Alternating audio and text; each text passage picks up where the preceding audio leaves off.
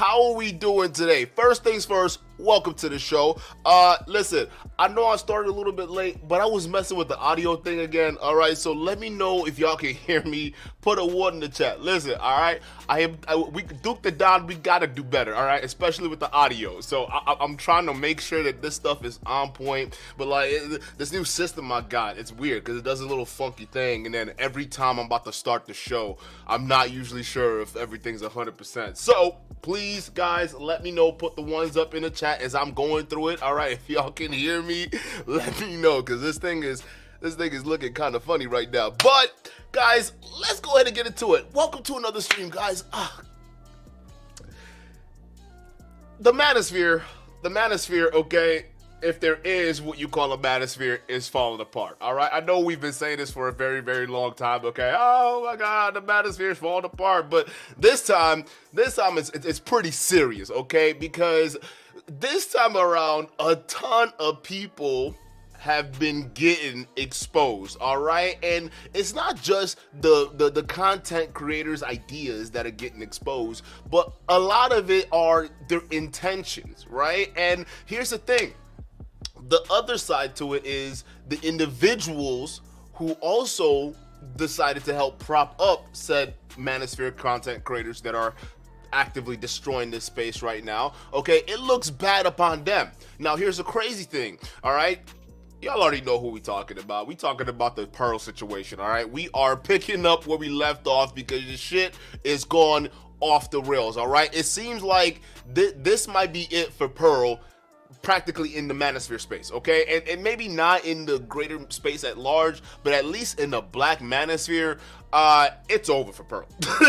It is over for Pearl, okay, because she is officially what we call in the John Wick universe, all right? For you guys don't know John Wick, all right, the little assassin universe, okay, excommunicado, okay, that's what Pearl is. In the Black Manosphere, all right, excommunicado. There's still a little remnants of people who are defending certain things here and there that she is doing, but nevertheless, it seems like the collective of the Black Manosphere is coming against Pearl right now, at least unless she does something, which is apologize, all right? Now, some of you guys are going to be like, Duke, what are you talking about? Apologize for what? Like, what did she do? All right, listen, unless you've been sleeping under the rock, Pearl basically spit in the face of a lot of Black content creators that pretty much help her get to where she is right now. And this thing that she did, all right, this one thing that she did in the face of the people that helped her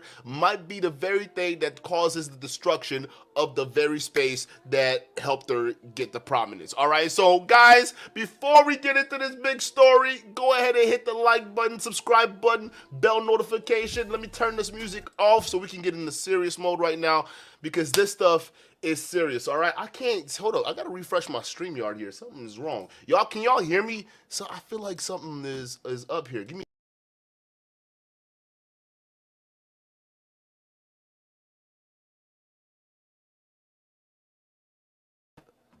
I had to go out and come back in again. I can't. Hold up. Can y'all let me know if y'all put a one in the chat if y'all can hear me. Like I can't see who's watching on StreamYard right now. So all right, let's get to it.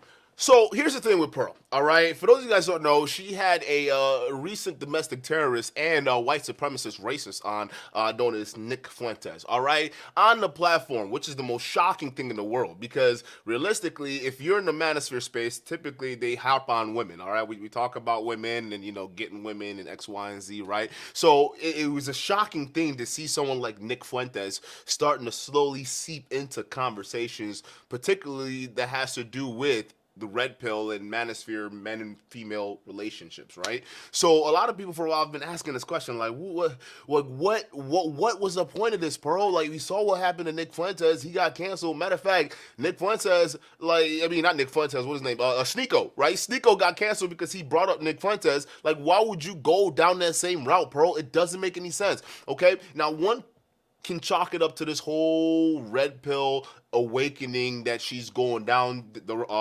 going the road she's going down through, or some to say it's, you know, it's genuine curiosity, right? She just wants to bring someone on who may have valid opinions on men and women relationship dynamics, right? Here's a guy who believes that black people are genetically inferior because they're dumb, right? Genetics makes them dumb. That's such a dumb way of rationalizing the world. Well, anyways, Pearl decided to invite him on, and they had a conversation. Now, normally, I'm not against, people going back and forth with the people you vehemently disagree with. There's not a huge issue with that. The problem comes in is that when you are inviting a known white supremacists with very extreme talking points into your studio while knowing you have black employees, well, you're gonna at least have to stand up for some of the points you don't believe in, right?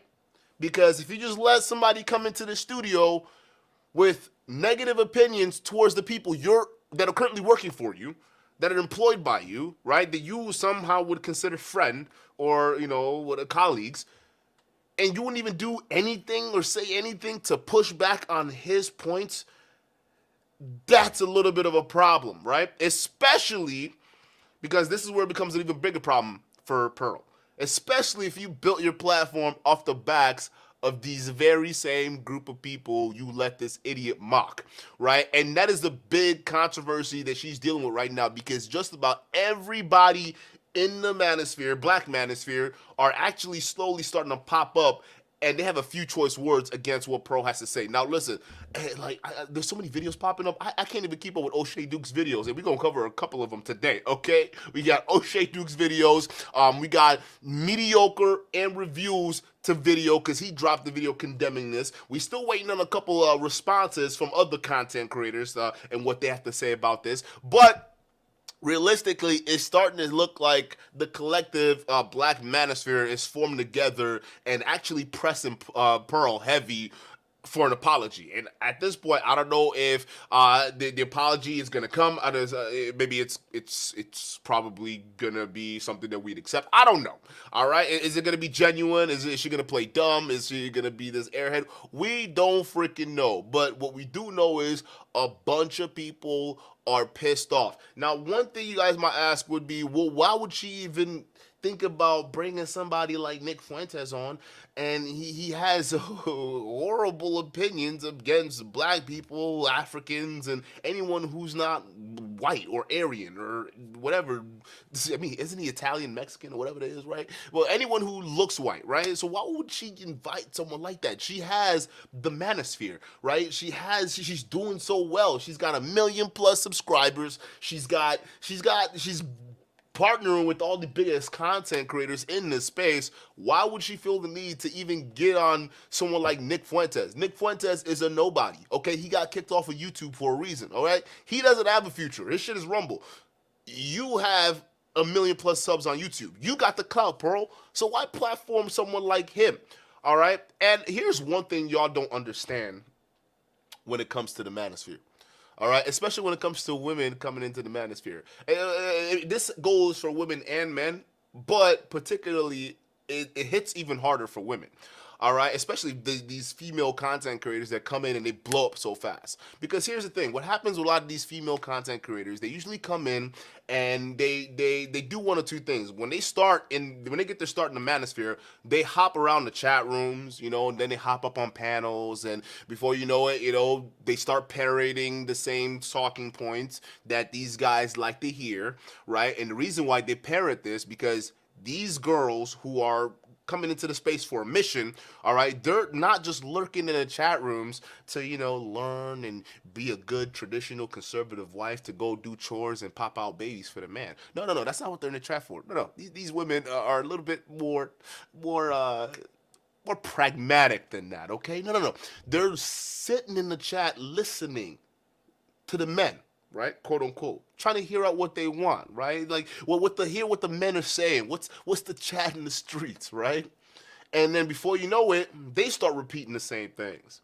And then before you know it, they hop on the panels and start repeating the same things. All right? And then these guys, because they're not used to a lot of women saying things that would be considered, harsh, right? Like, women, you should be in the kitchen. Women, all right, your only goal is to go ahead and get a man. If you don't get a man, you're going to die alone and get a cat, All right, or is it get a cat and die alone? No, it's buy a dog and die alone. That's what it is, right? If you don't do this, you will buy a dog and die alone, because men, we're important and you got to find us, all right? But not just any man. You got to find you a high-value man, right? So these women, they're learning these talking points. They're being, you know, they're watching the super chats. That's the main thing, okay?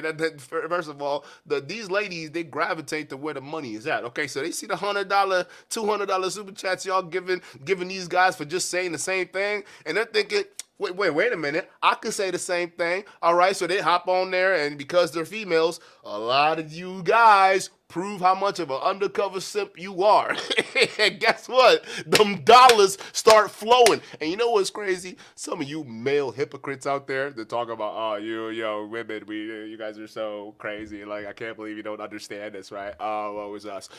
Y'all will rush for any pretty face that just says exactly what you want to hear, all right?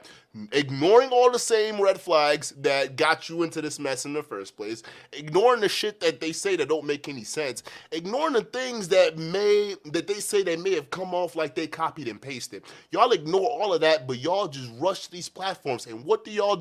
Y'all build these women up, all right? Now, here's the crazy thing, guys. Here's the crazy thing. And this is where the trap comes in for a lot of these women, especially in this manosphere space, that they don't understand. By the time they get built up to the heights of this men, up to the space by these men, right? What ends up happening is you run out of shit to talk about, right? Because eventually this whole modern woman talk, that shit gets old, right? And a lot of these women, some of them, because they're chameleons, they understand that. And we've seen it with some of these female grifters that have been going through these spaces, right? Over time, they wear out these talking points. It becomes overblown. It becomes boring. Then you see them reacting to these random videos, and then all of a sudden they run into a problem. Their content starts to become stale.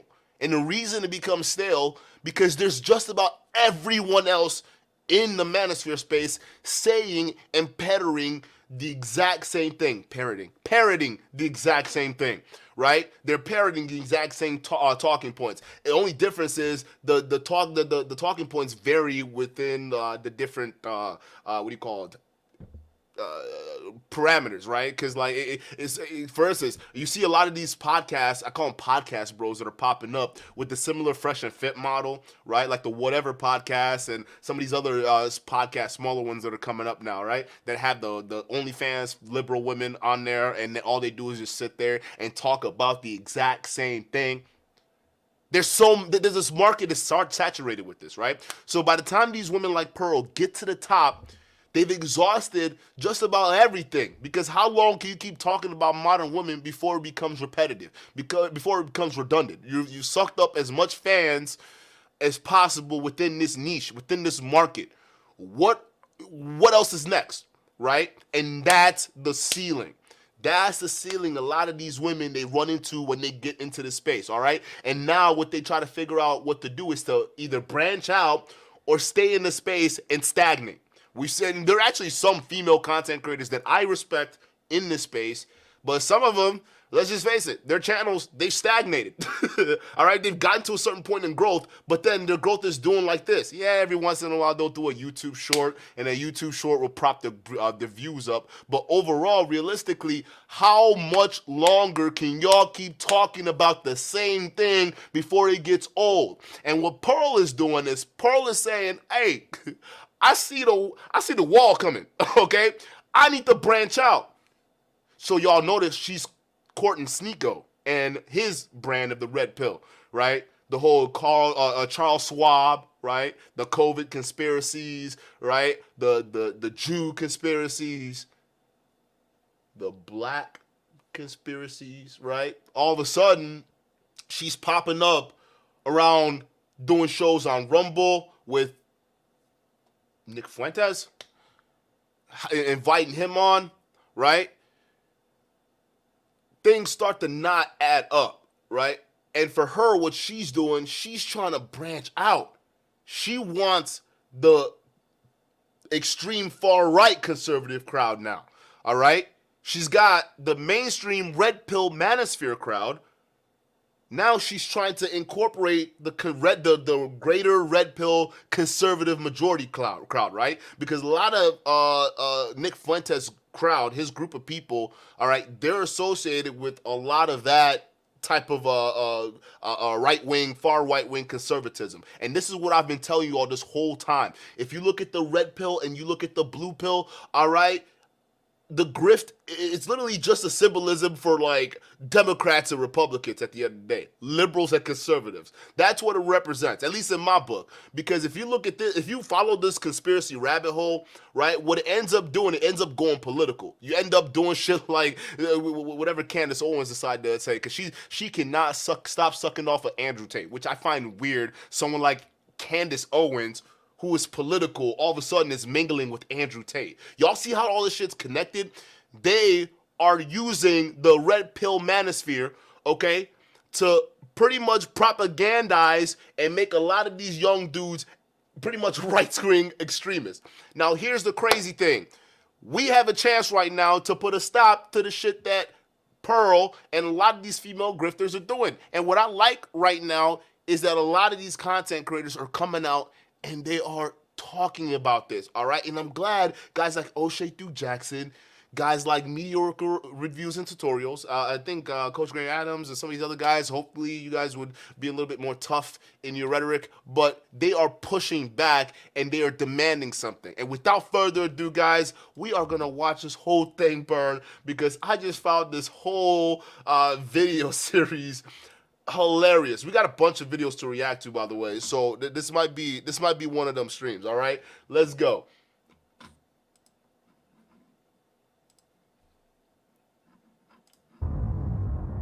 I'm not gonna beat around the bush for this conversation. I'm gonna get straight to the point. Pearl, you f***ed up. You knowingly invited a white supremacist and a self-proclaimed racist onto a platform which is primarily supported by, at least initially, and produced by black people. This comes across as insensitive to downright nasty. And I want to be clear, it's not just inviting said person to the conversation that's upsetting, because conversations with people who don't agree with each other or don't agree with a particular position, if done in a healthy way, can promote civil discourse. But your up was to not only not defend the people who help create the content on your platform, but to also push a narrative that is insensitive and damaging to those very same people. Pearl, you know that your staff is mostly black people. And I'm talking about from a production perspective as well as a talent perspective. You also know that the majority of your content utilizes black people talking about black relationship issues. You could have had black people sitting in the same room with this person in order to combat some of the hellacious things that were coming out of his mouth, or to have a different perspective that would have lent itself well to demonstrate the respect for the people that watch your content and that you employ. I don't think that... Bro, he has such a valid point. He has such a valid point. Listen, it's not the fact that you're platforming Nick Fuentes, and realistically, we know you're doing this for clout, girl. I mean, you're not gonna fool us.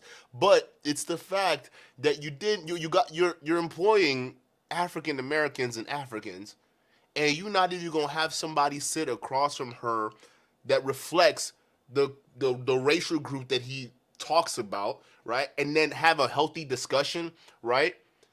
We couldn't just do that. We can just have black people, or at least a couple of black folks, come in, sit down across from him, and have a discussion, right? If you were even thinking about platforming this guy, which you did, you could have at least set up a discussion where it was balanced. Or if you're not going to have black folks on there, why didn't you come to the defense of the people that helped you get there? Because what a lot of folks don't understand is that black folks, especially the black manosphere, they helped elevated Pearl's platform. Because y'all don't understand, remember what I explained earlier with how women get their way through, push through the Manosphere, right? They start out in these chat rooms, all right? Then they get onto these panels, all right? They start saying the right things, okay? Before you know it, that's when it starts to graduate from there, all right? So what we're saying is when you're having these discussions, there needs to be a balanced view. We're not saying you can't platform this person or not. We're just saying, dude, if you're not going to have black folks sit across from this guy and challenge his perspective, at least do something. Like, these platforms, you run around in the chat rooms of these black channels, right? And honestly, guys, you know what's crazy? I did content with Pearl a long ass time ago. All right, so hey, listen, we all cleaning our records right now. All right, hey, time out. This is a confession for everybody. All right, because I did content, but this was way before she got big. All right, way before anything. All right, this was a while ago. Okay, because I was looking through the archives. I was like, oh shit. Hey, that's my channel. Fuck. So wait a minute, y'all. All right, gotta come clean. We all coming clean, okay? But I did not know that this was the grift she was on. All right, but I'm telling you, this is what they do. They coming through the circuit.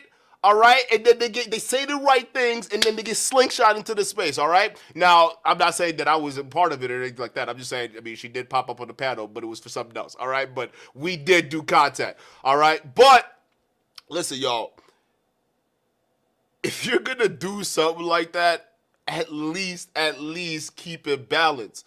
Because when you don't, and you have a situation like that with Nick Fuentes, what essentially happens is you have an optic issue, and that's what she's dealing with right now. That your platform would be as big as what it is today if it wasn't for the essential utilization of black people, black relationship topics, and black talent. And the talent came from all over. When you include the likes of an Andrew Tate, all the way down to a Brittany Renner. And even from a content creator perspective, from me to a Melanie King, to a Sarah Garvey, to a King Riches, to an Auntie Jenny. So for those just unaware of what's been going on, Pearl has recently come under fire for these particular comments. I'm trying to get my Africans in America, my Africans. Oh gosh. Oh boy. They're gonna be in trouble. This sounds similar to the slavery stuff too, because that's literally the founder of, or the guy who made Root said, I wanted a myth for my people to live by. So they often, but that's what they do, is they embellish. And I'm not trying to say it wasn't horrible. It was. Right. But they want to make it like more horrible. Yeah, this was bad. So that they can control people. Now, what's crazy is that I came across these comments while I was live streaming a couple of days ago. And what started out as a laughy, jokey live stream where I wanted to talk about my time up in London quickly diverted to one of the worst live streams that I've ever had in my life. And honestly, it was a trip to hell as I discovered. Bruh, like, hey, listen, before MTR goes deep, you can't blame him. I don't blame him. Like, because remember, we reacted to a video with MTR, Donnie Boy, when you know the Donnie Boy cuck story? Y'all remember the Donnie Boy cuck story?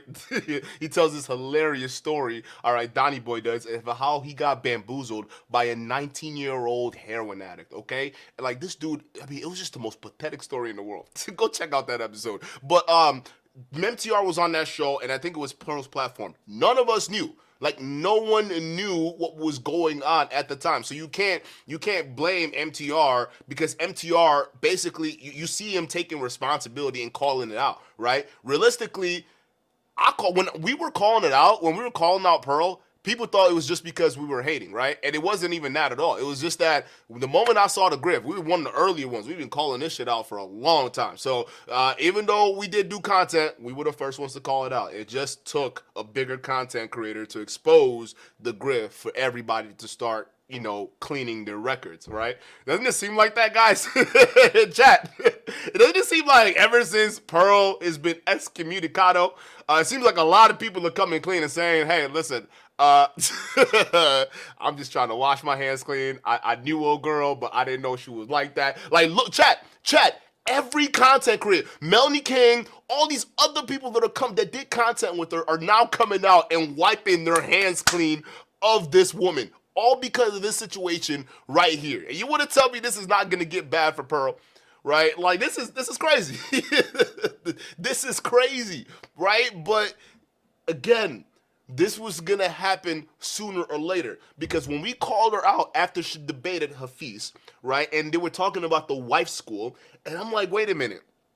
When she was explaining the wife school, y'all remember when Hafiz was pressing her, like, hey, you know, how you gonna be helping women? And then she mentioned this wife school thing, and when she was describing how the wife school is supposed to help women, she was almost like she was describing a reality TV show. Y'all remember like the bad girls clubs, or the, you know, one of these bad bitches club that your auntie, you walk down the living room, she's watching, and, you know, she's getting into with her glass of wine, like, you know, y'all see that, them bad girls club shows, right? So it's one of those reality TV shows she basically described that the wife school was gonna be all about. So the criticism we had then was like, hey, Pearl, are you setting up this show to help black women and women in general get husbands, or is this entertainment?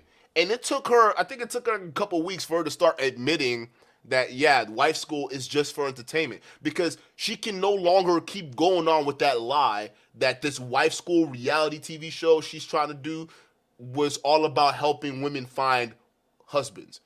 You understand that? So right off the bat, it should have clued a lot of people in to the grift that was happening. So to be fair, all these other content creators, even Melanie King and Danica Marie and who else? All y'all, every single one of y'all. Don't worry. We all get a clean slate. We're all trying to wipe our hands clean of this unfortunate mess we found ourselves in. You see what I'm saying? This is why we all have to be extremely careful of who is coming in here and talking rah men. Okay, meaning we got to do better in vetting people, all right? Otherwise, we're all going to have another one of these live streams where we're coming out and saying, yep, I did content with that dude, and I didn't know he was like that. I'm sorry. You see what I'm saying? We still waiting on a couple more people, but chat, it's starting to feel like this is like a mass kind of cleaning we're doing right now. The magnitude of the conversation that she had with this figure by the name of Nick Fuentes, specific to the comments regarding slavery being embellished. I said this on the stream, and I maintain it today, that Pearl needs to be held responsible Facts. For this comment, likening a quote from the writer of Roots explaining a myth for his people to hold on to does not negate the documented history of the atrocities that happened to black people. And I'd argue that Roots was a light depiction of the savagery that my forefathers had to go through to ensure that I would be here today. But let me explain a little bit further how thoroughly that this actually is, because for me it comes down to a question of ethics. You're interviewing a known Nazi sympathizer and an anti-black creator and not offering any pushbacks whatsoever. And in fact, you're adding in your own fake news regarding the embellishment or the exaggeration of slavery. Additionally, there are times within the conversation where it's laughy, it's jokey, it's kikiing, especially when you got specific in certain comments that reflected on CP time. And let me also say this, is that generally CP time is something that's laughed amongst people of melanation, but it's not taken as a joke when you're doing it with a person who is a self-proclaimed racist. That's the point. That's the whole point. Listen, everyone jokes about like people being late, you know, brothers being late. It's a known stereotype, right? And it's like, what do these conservatives call it? They call it locker room talk, right? Is that what they call it? It's one of those locker room talks, right? You hear it out and about. So you even go to comedy shows and they're listen, they're white comedians that make that joke and they're black people in the crowd laughing. The difference is that white comedian making that joke isn't a known white supremacist, meaning he's making a joke, but he doesn't deep down believe he is better than black people, right? The difference is Nick Fuentes genuinely believes that he's better than black people. Not only that he's better than black people because he the pigment of the skin, he believes that black people are genetically inferior to him. Like, you can't make jokes like that, because to you, Pearl, this might just be a ha ha ha light joke, or you could pretend to be an airhead, and it doesn't really matter, right? But to everyone else, knowing who this dude really is, he means that shit. So it's not only a joke to him, but it's a confirmation of his own reality. That yes, in fact, black people are indeed always late. And look at these colored people. They're always late. Look at you, Pearl. You got 1 million+ subs. You're laughing with me, right? They're always late. Bruh, I'm telling you, this is why the optics look bad.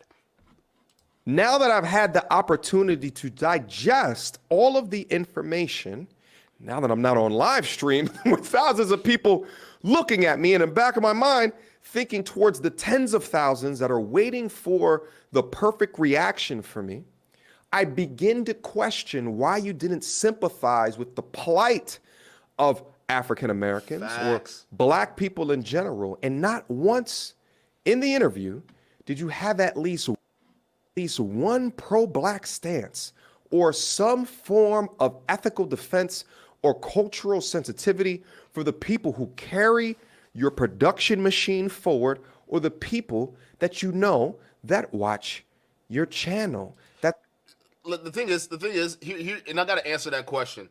Because we accidentally answered that question in our last live stream.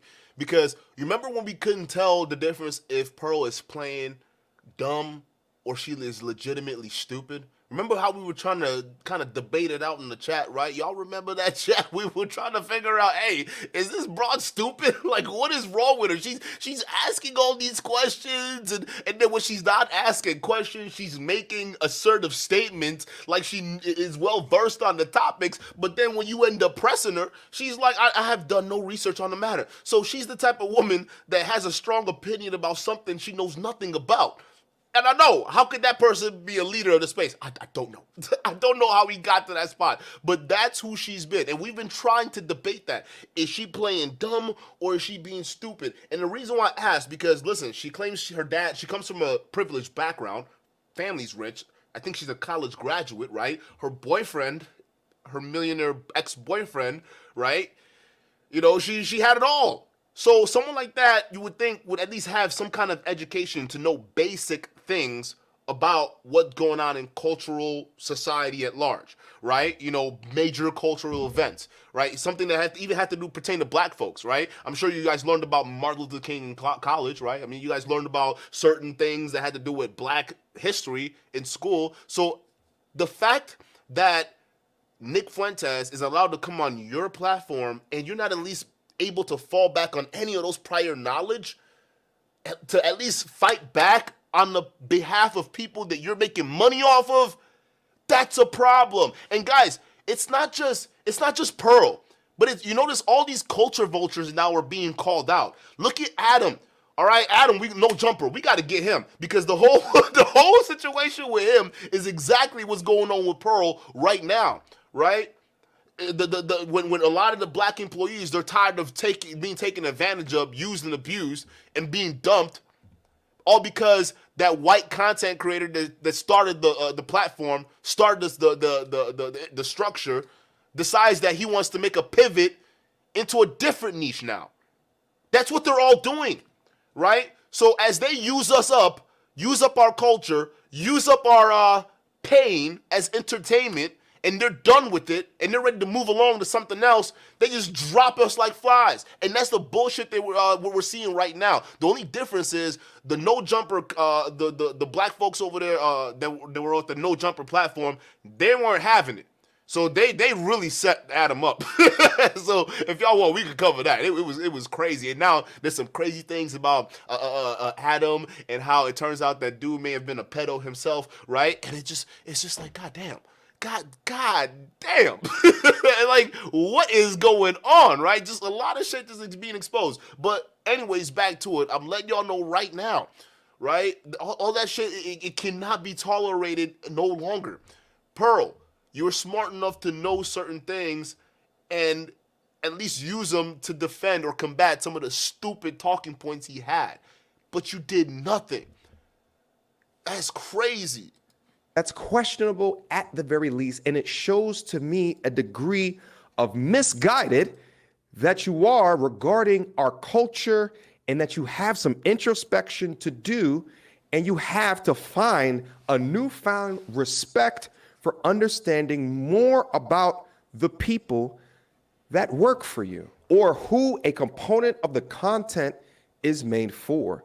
The embellishment of slavery is where you display the true level of your insensitivity and lack of understanding about the culture that you have immersed yourself in, whether you like it or not. Pearl, at the end of the day, you f***ed up. I completely, as I said on that stream, denounce your statements.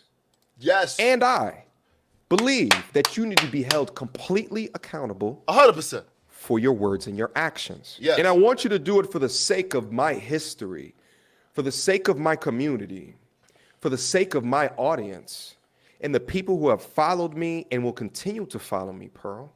The people that found you through my channel because of these actions. And Pearl, we had a one-on-one conversation before I recorded this video. And I told you I can no longer work with you.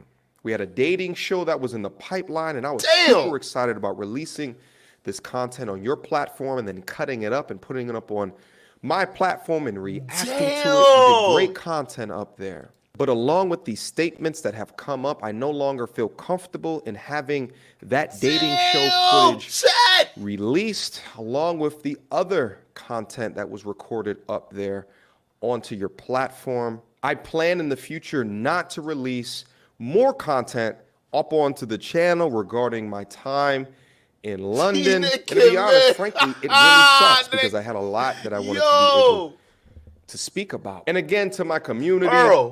Pearl, that is the definition of fumbling the bag, bruh.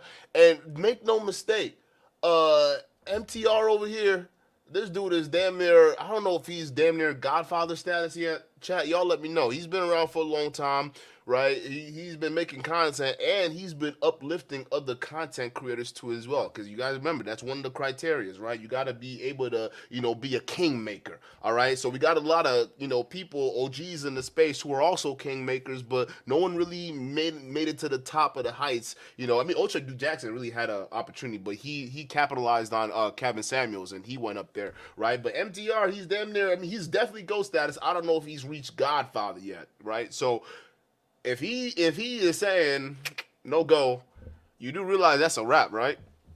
This is what excommunicado in the red pill looks like, Pearl. Welcome to reality, or the Matrix, whatever you want to call it. Can you smell it? Can you smell what's cooking right now? You fumbled the bag, Pearl. God damn.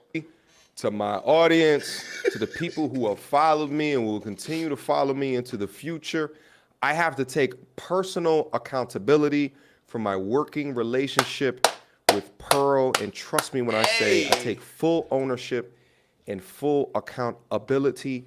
I had absolutely no idea of the comments that were made in the Nick Fuentes interview. And had I known this prior to, I would not have gone to London. I did not know about this until I came back, and then I went and did a live stream, and then my supporters let me know. For everyone else out see, it's important, all right? Listen, everybody y'all don't know how serious this is. This is, excommunicado. Y'all seen y'all be sleeping under a rock if you haven't seen a John Wick movie, okay? So y'all know how that works. When John Wick got excommunicado, all right? And it's like pretty much everybody is on site, all right? If you see him, get him, all right? That's basically what it was, all right? And everyone who had association with John Wick, all right, at that point in time, as soon as you excommunicado, we gotta scrub our ledgers clean, bro. All right, that's what's happening in the Manosphere right now. My boy had what he said? He said he had shows planned with her. He flew over to London, right? He had other things, projects set up. He was even gonna give her the leg up by having the videos on her channel while he just cuts up the pieces and then posts it later on his channel. So he's further helping, like, he's further putting plans in place to help you just reach even newer heights, Pearl. Like, he was getting ready to set you up. And you dropped all of this for a weirdo on Rumble. Jesus Christ.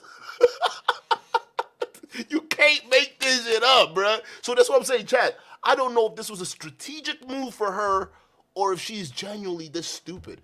It doesn't make any sense. But, like, you hear it here first, all right? So I don't know if MTR, if she apologizes, if MTR is going to go back and then, you know, all of a sudden it's going to be kumbaya again. You know, I don't know if that's going to happen. Personally, I think we know where her heart really is at, and I don't think it's with the red pill. I really don't think it's with helping men. I think her heart's with doing whatever it takes to either find her a man or get her some more clout. That's just basically it. And I think that even the theory I was saying about a lot of these females that come into this space, I mean, realistically, how much longer can you keep repeating the same talking points and saying the same thing over and over again? There's only so many modern woman tropes you can say in this space before it gets boring. And for some of y'all female grifters, I know it's eating you up inside because literally, bruh, you're literally acting against your own nature. Y'all literally have to pretend to be men just to get attention, which is crazy to me. Right? And these men who follow y'all don't even see that. Francis Guru, how do I say that? Pronounce that. Help me out here. Thank you so much for the $10 super chat. He says, yes, Duke, you can make a stream about Adam 22. Stuff is really wild, and you can review the latest video of AbaNPreach about Charleston White. That was supposed to be this stream. Francois, that was supposed to be this stream. But as I was doing my research from yesterday's stream, actually, y'all was sending me that. Y'all was telling me, yo, MTR reacted to this. O'Shea dude, he did a couple more videos on this. And I went back and I was like looking at these videos and I'm like, yo, is it me? Or is the sharks circling around Pearl? You see what I'm saying? So I'm looking at this story that's developing right here, my man. And I'm like, you know what? Let's just focus on finishing up this Pearl saga, see where it goes, especially if it's so fresh. Because I'm gonna tell you this, Francois. I'm gonna tell you this. OshayDukeJackson, another OG, damn near a godfather. I think he is a godfather at this point. He pretty much made Kevin Samuels. I mean, for those of y'all, don't get mad, all right? I know, but he had a huge part of his success. Okay, listen, bro. He's gonna be getting on Pearl all week. he listen, look at all the videos he's dropping right now. He is not letting this shit go. Like, OshayDukeJackson right now is on a war path with Pearl. And it seems like the collective Manosphere right now is rallying with him to go against her. Like, this, I don't think y'all understand me. Like, this might be it. And I think that whatever she's going to do, she's probably going to pivot to Rumble and start hanging out with Sneeko and Aiden Ross and those guys. That's what's going to end up happening. Y'all know that, right? Y'all know this is the playbook. And she's already on those streams right now setting it up, right? And she's probably waiting on one of them contracts that some of these other content creators got. I don't know. But they signing them like hotcakes right now, okay? So that's where she's going to go. And y'all saw her when we reacted to her on that last video, right? She was actively telling Sneeko how much she liked the platform because she feels so free to say whatever she wants. What do you really want to say, Pearl? Like, that you don't feel safe saying on YouTube, huh? Like, what do you feel free to say on Rumble that you don't feel that you're free enough to say on YouTube? Oh, I kind of have an idea because you were kind of displaying it just then, right? Y'all see what I'm talking about, Francois?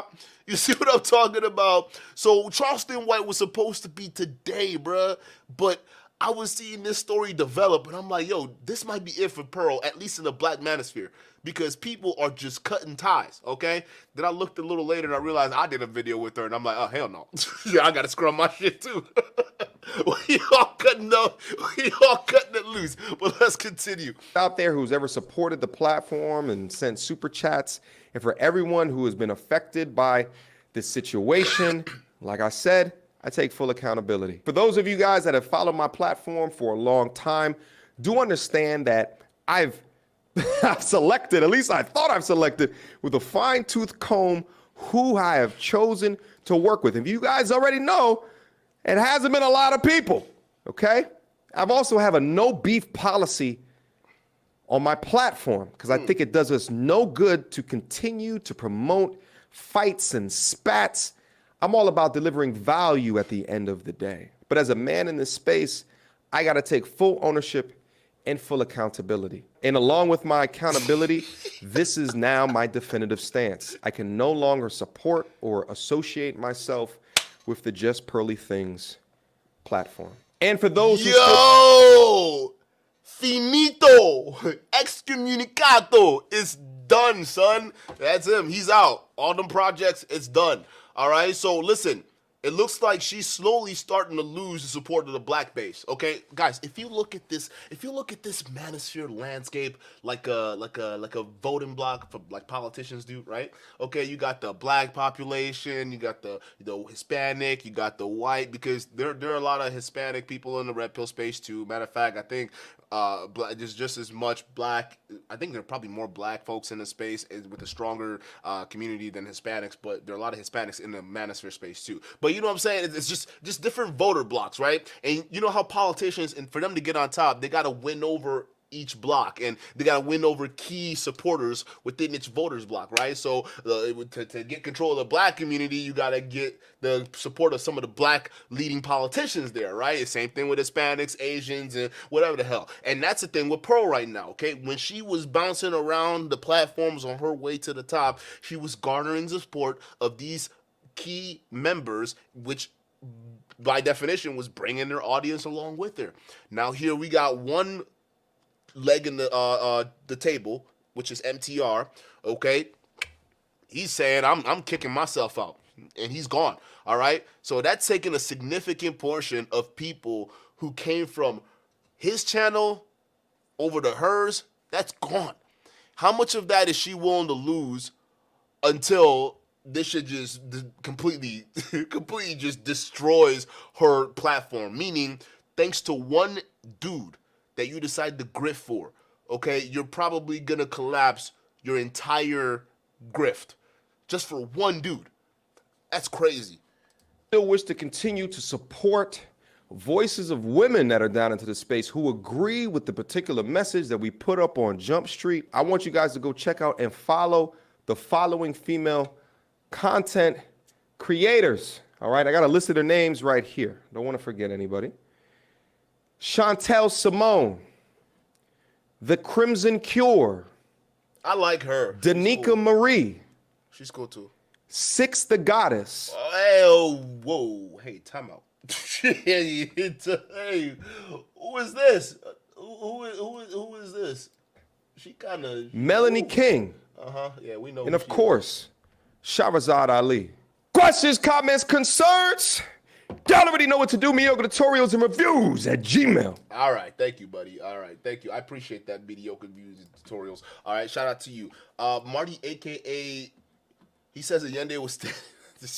Oh, God, dude. Oh, God. What was he saying? What was he saying? Like, what? Well, listen, the reason why Pearl was on my platform because Allende brought her too. So, like, I knew her through Allende. That was it. So, I could see why Allende would be backing her up because that's how she came through. All right, listen. I'm washing my shit clean too, bro. I don't know anything about it.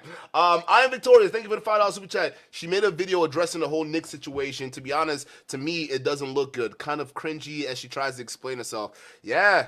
Wait. Can you send the video? Can somebody send a link to that? We can react to it. Send a link to it. Let's react to it because this is gonna complete the icing to the entire cake we got going on over here. And guys, I apologize. My throat is fucked up because I'm kind of sick right now. So if I'm all over the place, please let me know. Okay, guys, remember what I told you that OshayDukeJackson, all right, one of the leading guys of the Black Manosphere, okay, is on a warpath against Pearl. I shit you not. He's been launching videos after videos after videos, and he's been heavily critical. Now, here's the crazy thing. Because of the position OshayDukeJackson has in the space, all right, his criticisms of Pearl's behavior on that podcast with Nick Fuentes kind of drummed up some, what would you call it, some animosity, right? So there were some people on one side that fuck with OshayDukeJackson, right? And they support, things that he's talking about, especially when it comes to the relationships that Pearl built off of some of these black content creators, right? And on the other side, there were others who were criticizing OshayDukeJackson, all right? And it seems like what this has done has created a massive split, okay? So the next videos we're going to be playing are from OshayDukeJackson, all right?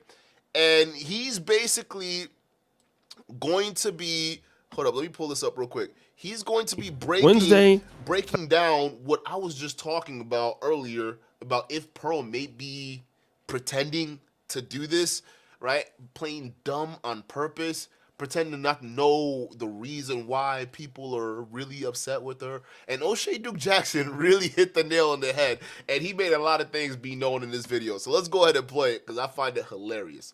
Thursday, and I believe Saturday.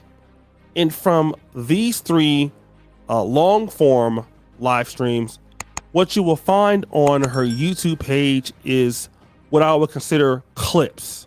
So she'll take these like long live streams and chop them up into more individual pieces of content. Now, let me kind of rewind a little bit.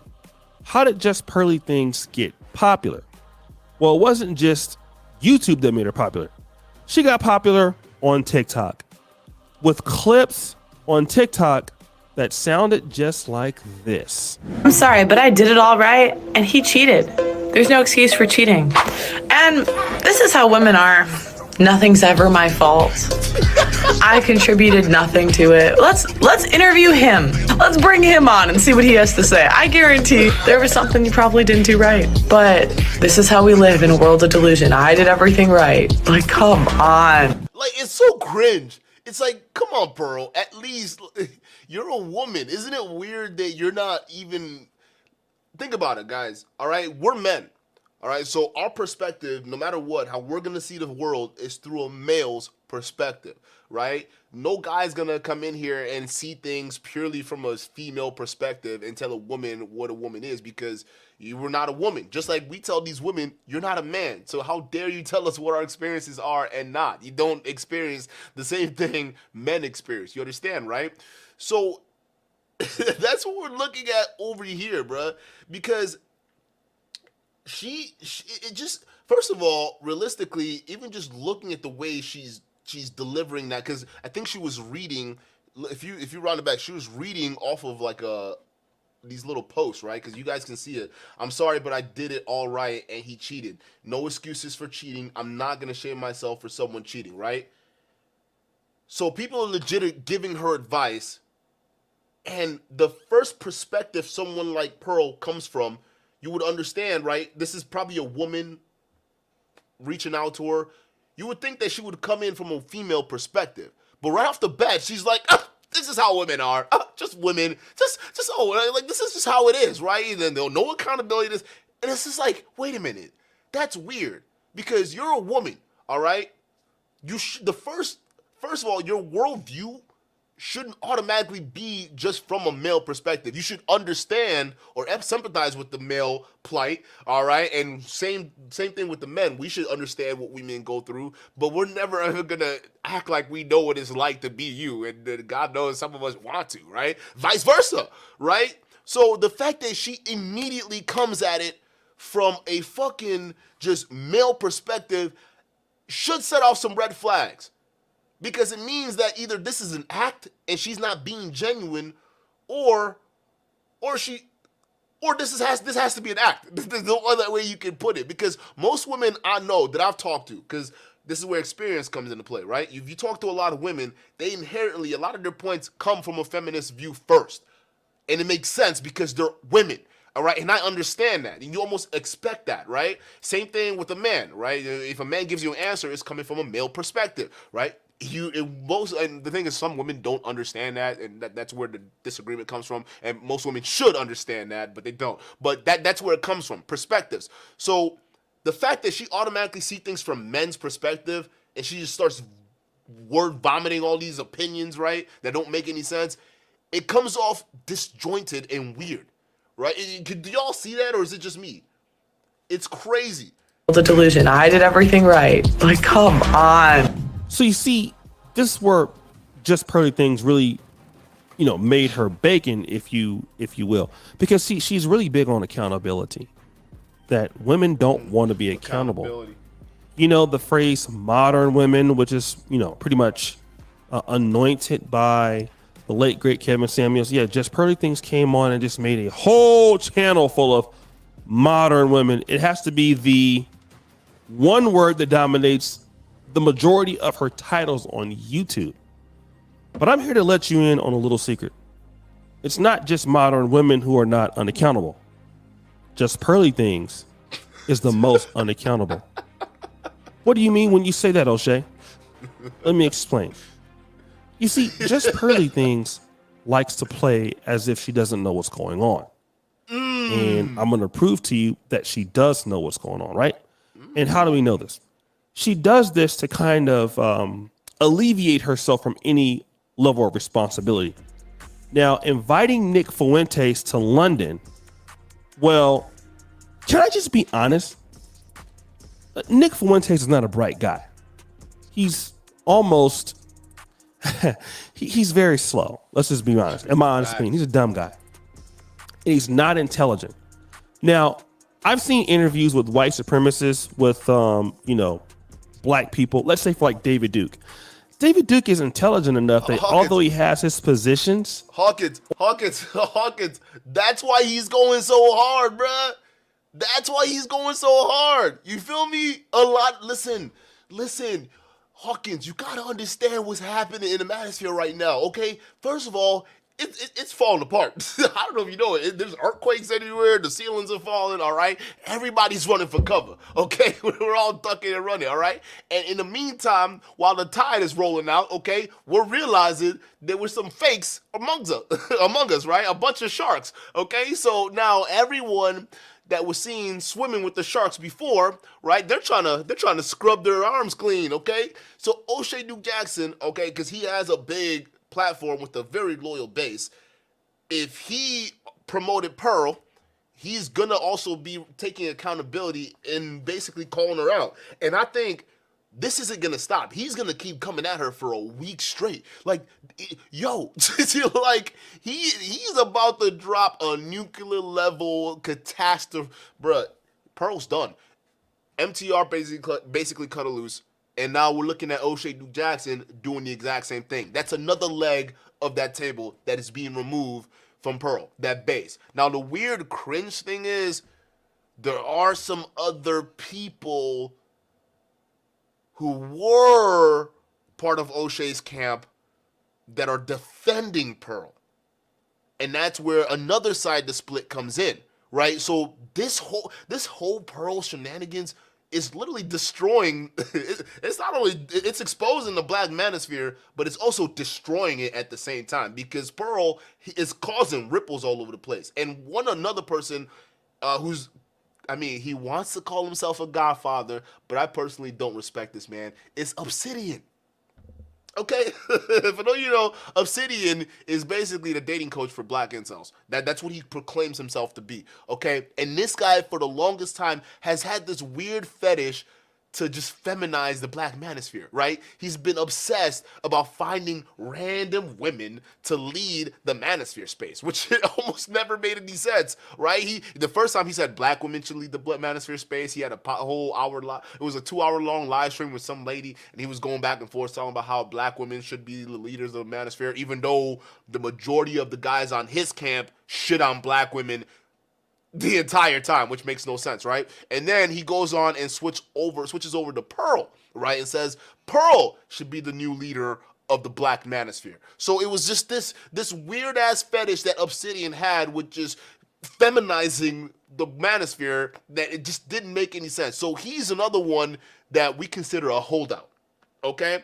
Because people don't know which way Obsidian's going to lean. Actually, we kind of do. We're probably going to react to it soon, okay? And it's not good, okay? Because Obsidian is probably going to lean to the side of defending Pearl, which is what I'm talking about. So there's a divide right now where there's some people who used to be part of that camp with O'Shea and the Black Manosphere, and even some of the people that were done content with them, right?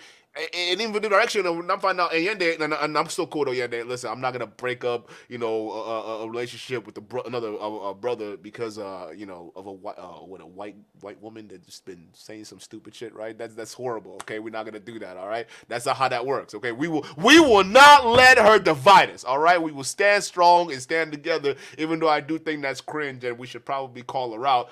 We stand together, okay? Either way, Obsidian is still one of those big holdouts that we're waiting on right now. And it seems like he's going all in to defend Pearl and not call this nonsense out. So, realistically, this whole Pearl scenario right now is causing a lot more problems than we originally thought. So, you got to understand why O'Shea is going so hard on top of it. He even did a live stream today, bro. You understand that?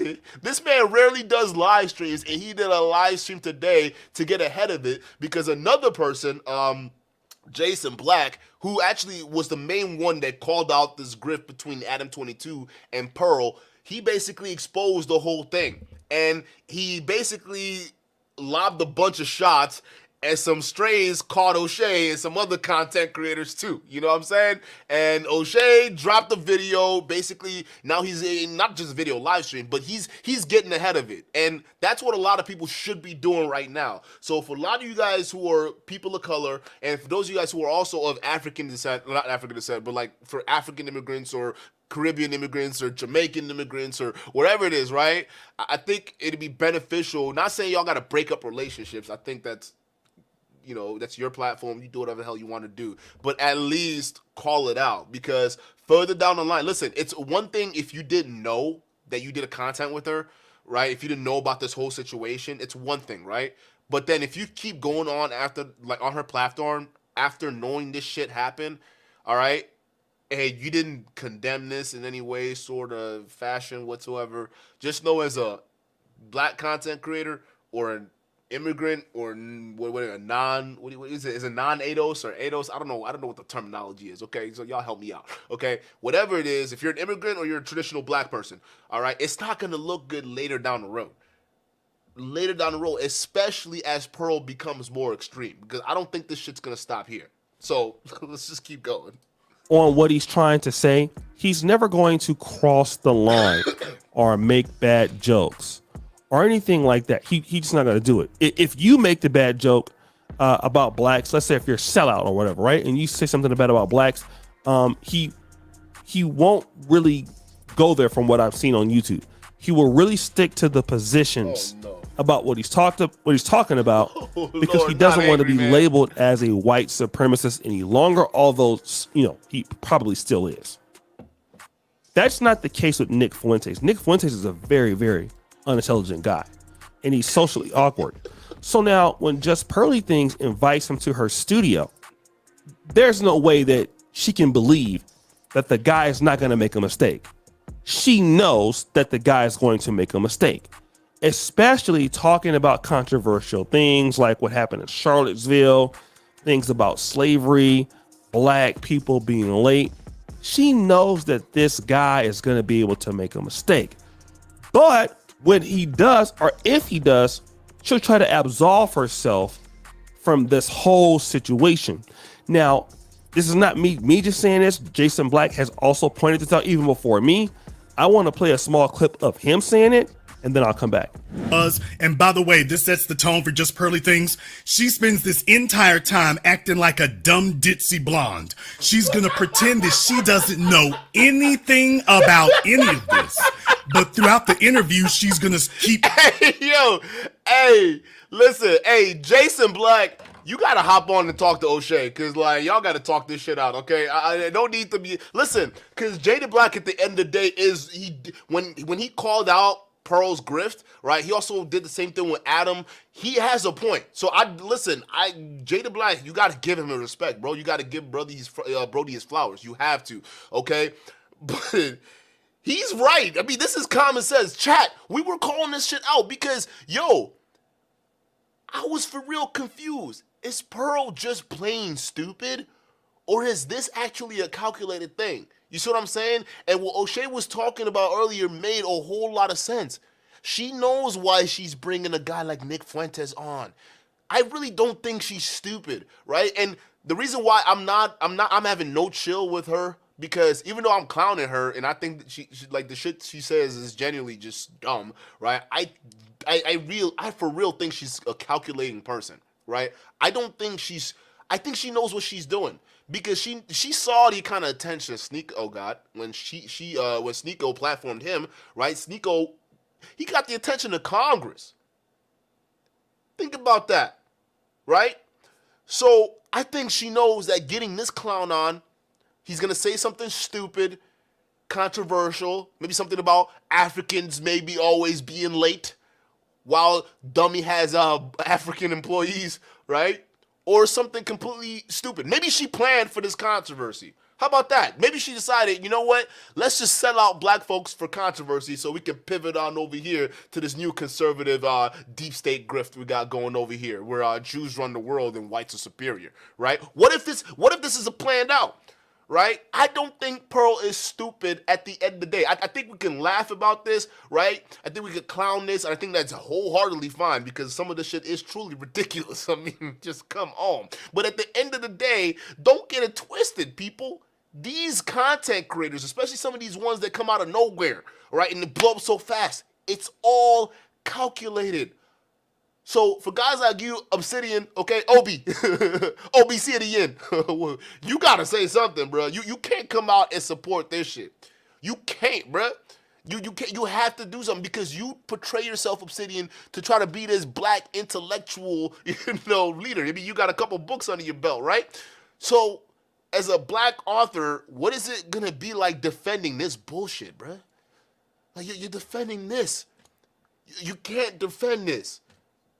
This is the domestic terrorist. This is the face of domestic terrorism, okay? and don't just ask me. Ask Sneeko, because Sneeko did content with them, and now he's not on YouTube no more. I think Pearl is planning this out, folks, and she knew exactly what this is. And the fact that she goes on these platforms and she pretends to be dumb or argues these points where she has all these opinions and then all of a sudden pretends not to know anything about the subject when she gets pressed, I think this is all a game. I think it's all one big elaborate game for her to just say what she wants to say and not take accountability. Do what she wants to do and not take accountability. So Jada Black, O'Shay, I know y'all got the thing going on right now, but Jada Black has a point. I think she is faking this. He's not wrong when he's saying that she's pretending to be an airhead. Because I think there's I don't think it's 100% true, because she does say some dumb shit where it's just like, huh? Like, bitch, what? Hey, whose goal is this? Somebody come grab her, right? But I think she's very calculating, right? So, and you will watch O'Shay come to the same conclusion in just a second. Snitching on herself and making it clear how much she knows. So she's going to spend the whole time pretending that she doesn't know anything about Nick Fuentes, even though you asked him to be on your program. She's going to pretend she doesn't know anything about the alt-right, anything about anti-Semitism, anything about white supremacy. And then periodically she's going to switch up when she forgets herself, or he says something that she can't resist commenting on. And then all of a sudden she going to start letting the real thing come out. So I want you all to understand that going forward, she starts letting the real thing come out. And they're talking about Charlottesville, and she's acting like she doesn't know what happened there. She's not crazy. Sure what occurred. That's just crazy, bro. Now, when it goes on here, he's talking to her about Israel and Palestine, and she goes on the ditzy blonde routine again. It's really kind of embarrassing, but she does it. And then starts telling. So that brings us to Jessica X. I got this email, and it says, "Just Pearly showed up and pretended to be stupid on Jessica X's live stream." It starts at 1 minute, 11 seconds, and 49 seconds, right? So I'm gonna play just a little bit of that, and then I want to go into hold up. Who? Hey, where the moderators at? Who is this guy, bro? Stop spamming the chat, dog. Someone delete this guy. Hold up, you Ralph. You can't do that, dude. Stop spamming the chat. Now look what you did. look what you did, bud. All right, where the mods at? Let's get rid of these guys spamming. Okay, listen. I know you guys hate Rolo and you love Pearl, and you know they're beefing right now because everybody's calling Pearl out. But please do not take your frustrations out on the chat. The people don't really like that. Okay, come on, guys. Visual screen grabs that I took from that, and then we're gonna come back to know who's a pervert, to know to prove or back that up, right? But then here's where I agree again. And this is I don't expand too much on the slavery piece. I don't, because like I said, I don't think that it's fully my place to do so. But what I'm going to say now, and I think this is one of the major reasons the pro-Black movement hasn't been successful, or why people are seeing through the pro-Black movement.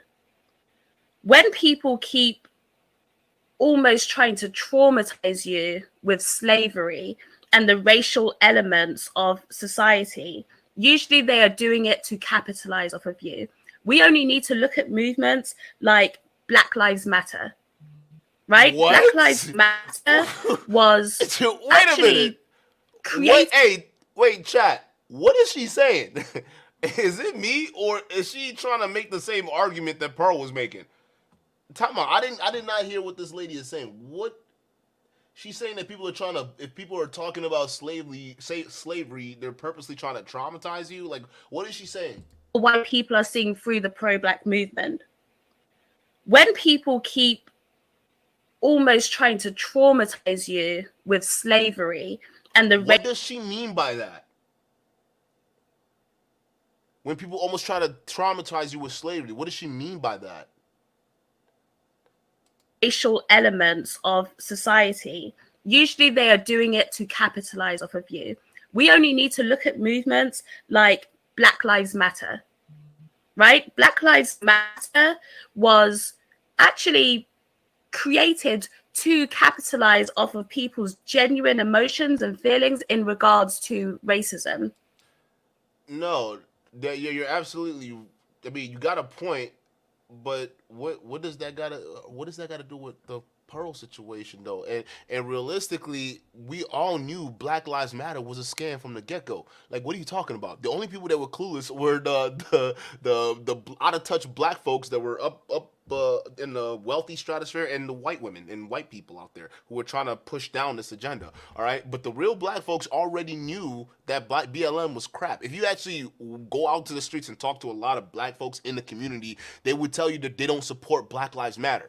Okay, right? And then the whole saying, like they support the what it means, like, hey, Black Lives Matter. Like, we don't want to get killed, unnecessarily, right? But the organization itself, no, Black folks don't rock with that. And that's always been a known thing. So this kind of thought process that, oh, Black people just fall victim for BLM. No. Those were dumb college kids. They didn't know any better. And those dumb colleges were the only group of people who had nothing else to do all day. All right, because the real adults in the real world, we had to go to work. Who do you think were doing all the protesting? It were the old folks and like the old liberal folks and the students. Okay, so it was the young folks that were out here, these college students that were out here protesting, and majority doing this BLM shit. All right, that was what it is. But the real world out there, folks who are just trying to get by and do their things, they're seeing the Black Lives Matter. They already saw this shit as a gimmick. And then what happened? Come to find out, it was a gimmick, right? The lady mishandled the funds and bought houses and basically, elevated her wealth status. So a lot of people were like, we didn't get fooled. We saw this coming. So I don't appreciate this narrative that a lot of these conservatives are trying to act like Black people were all Black folks were all gun-ho on Black Lives Matter. That's not the case at all. And even in Wisconsin, where I'm at right now, where there's not a whole lot of Black folks, all right, even the brothers in the neighborhood here, they don't fuck with that shit. All right, that's just what it is. So I don't appreciate that narrative, but I don't know. Let's continue. A lot of the racism talk that goes on today is not made to benefit Black people, but it's made to get something out of Black people. So that's it. I see Pearly. What is she talking about? You guys saw that, right? Now, if you guys saw the person commenting, that person didn't have a check mark. That's what people are going to say. Well, she's not the real Just Pearly Things.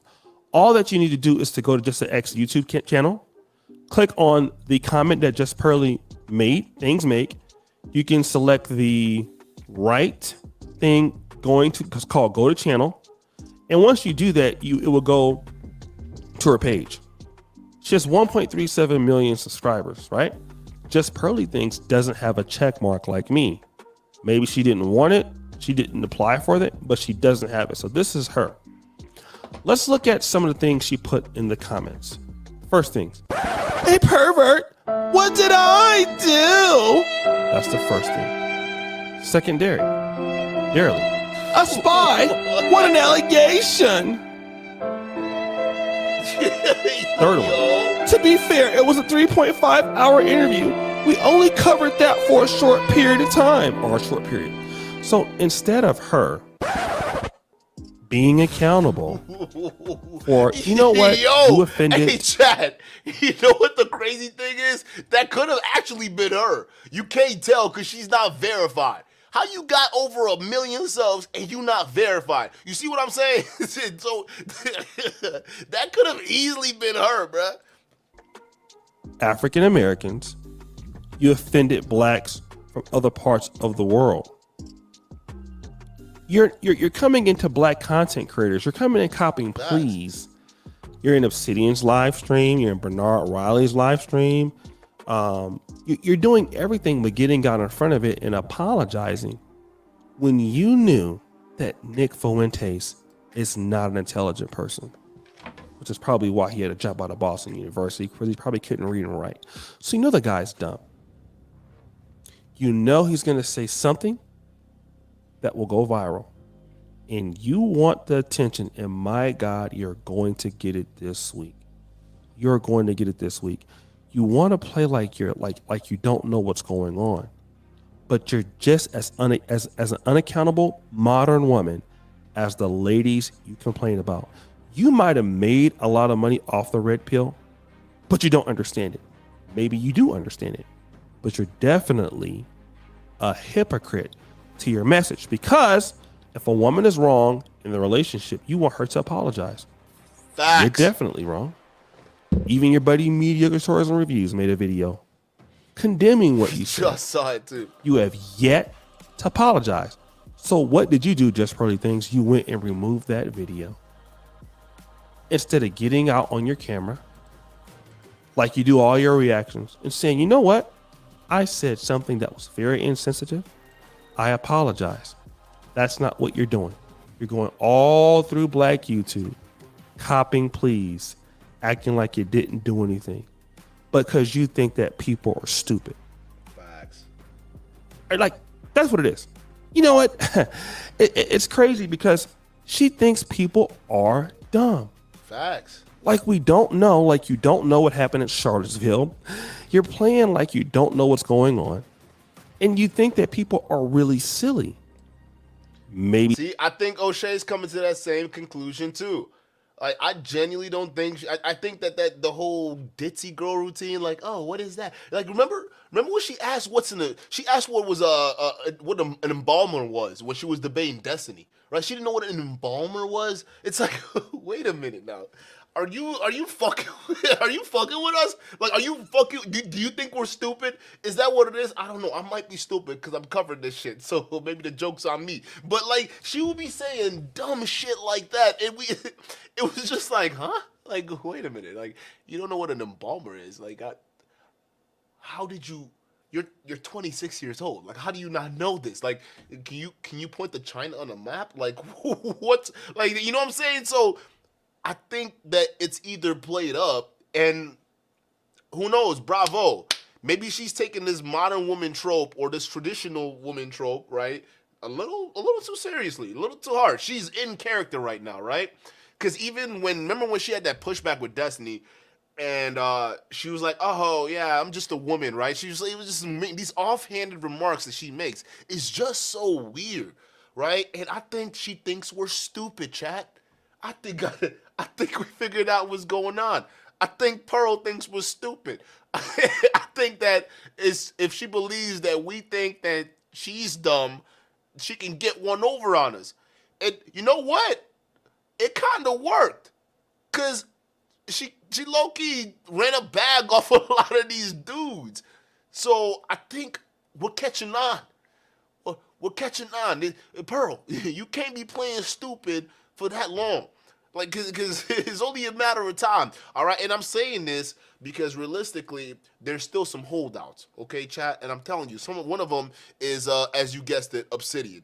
And Obsidian, he's among the guys on the other side who's also considered a OG. I personally think he's just, I mean, who cares? You know what? Who cares? I personally don't. Who cares what I think of this guy? Right? To me, I don't think he should be the guy that should be in charge of anything. But if you want to consider him your OG, who cares? Okay. But he's the OG on the other side that disagrees with OshayDukeJackson's stance on Pearl. Matter of fact, he's actually defending Pearl, and we are going to play another video of OshayDukes basically reacting to what Obsidian has to say about Pearl's actions with Nick Fuentes. This is going to be very interesting, people. Everything you said about just pearly things could not be more wrong. Let's get something straight here. The reason why you and other black people, and it ain't just black men, it's some black women that's butthurt too. The reason why you're butthurt is because just pearly things showed you up. Let me say that one more again, please. This nigga is, stop. Obsidian. Is that the conclusion you come up with? Right? Jesus Christ. The reason why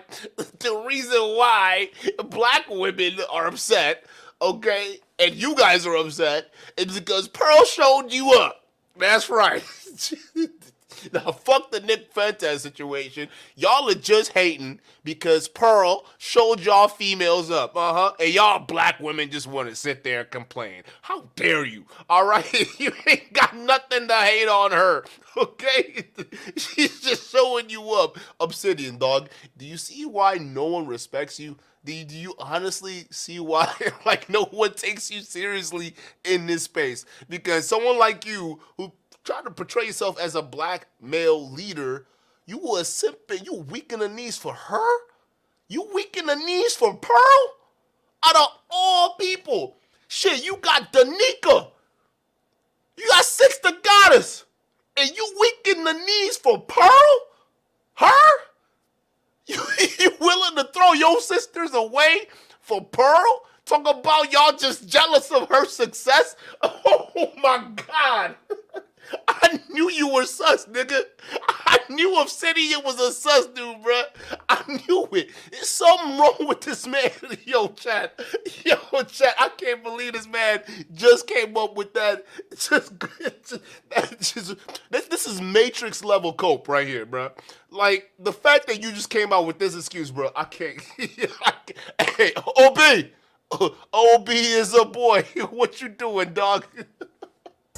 The reason why you're mad and you're butthurt is because just pearly things showed you up. In 2021, we all saw the meteoric rise of Kevin Samuels. And man, it was a sight to see. To see a guy go from like 30,000 or 40,000 subscribers to within like 15 months, close to 1 million subscribers was crazy. But even better, 1 million followers on Instagram. We saw his lives getting thousands of views, super chats coming in with thousands of dollars, videos going viral on World Star Hip Hop, not one, not two, not three, but many. And then his clips going super viral on TikTok.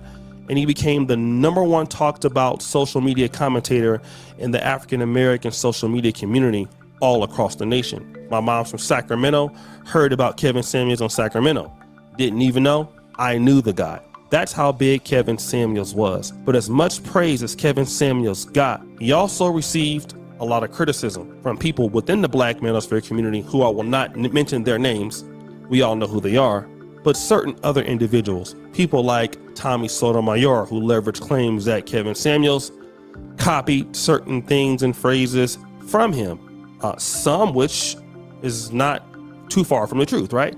Alan Roger Curry, who said that he took the possibility of sex phrase from him, which he did, right? But the biggest person that leveraged something against Kevin was Jason Black, who operates the Business Podcast. Now, I don't really listen to the Business Podcast. I've listened to Jason Black here and there, but Jason Black said a lot of things about Kevin Samuels and that he stole a lot of stuff from him. I'm not saying that he didn't or it's not true. I'm not sure. Kevin Samuels was unique overall, but is it possible that something could have been borrowed or repeated? It's very possible. But it didn't just end with that. All of a sudden, Jason Black had an issue with the Black Manosphere. So, hey, this is where them strays came out. Jason Black was not playing, and O'Shay took that personally. Let me kind of tell you how that went. I was getting some videos from Jason Black calling out the Black Manosphere, but I'm the kind of guy, like, if I don't hear my name for the most part, I'm not gonna just respond to that particular claim.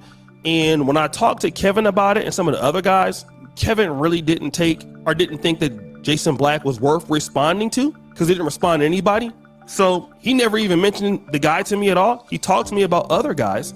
I won't mention their name right now, but Jason Black was not one of those guys. So when Jason Black was talking about the Black Manosphere, I just thought it was not so important to really respond back. Based on the fact that Kevin Samuels had so many other people to respond to, that's where we put our energy to. And that was pretty much per Kevin Samuels.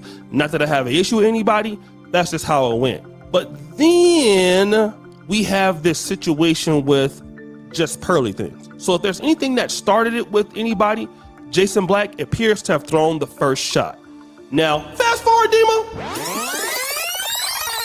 The whole just Pearly things has been an issue. We know what happened with the slavery thing that she said.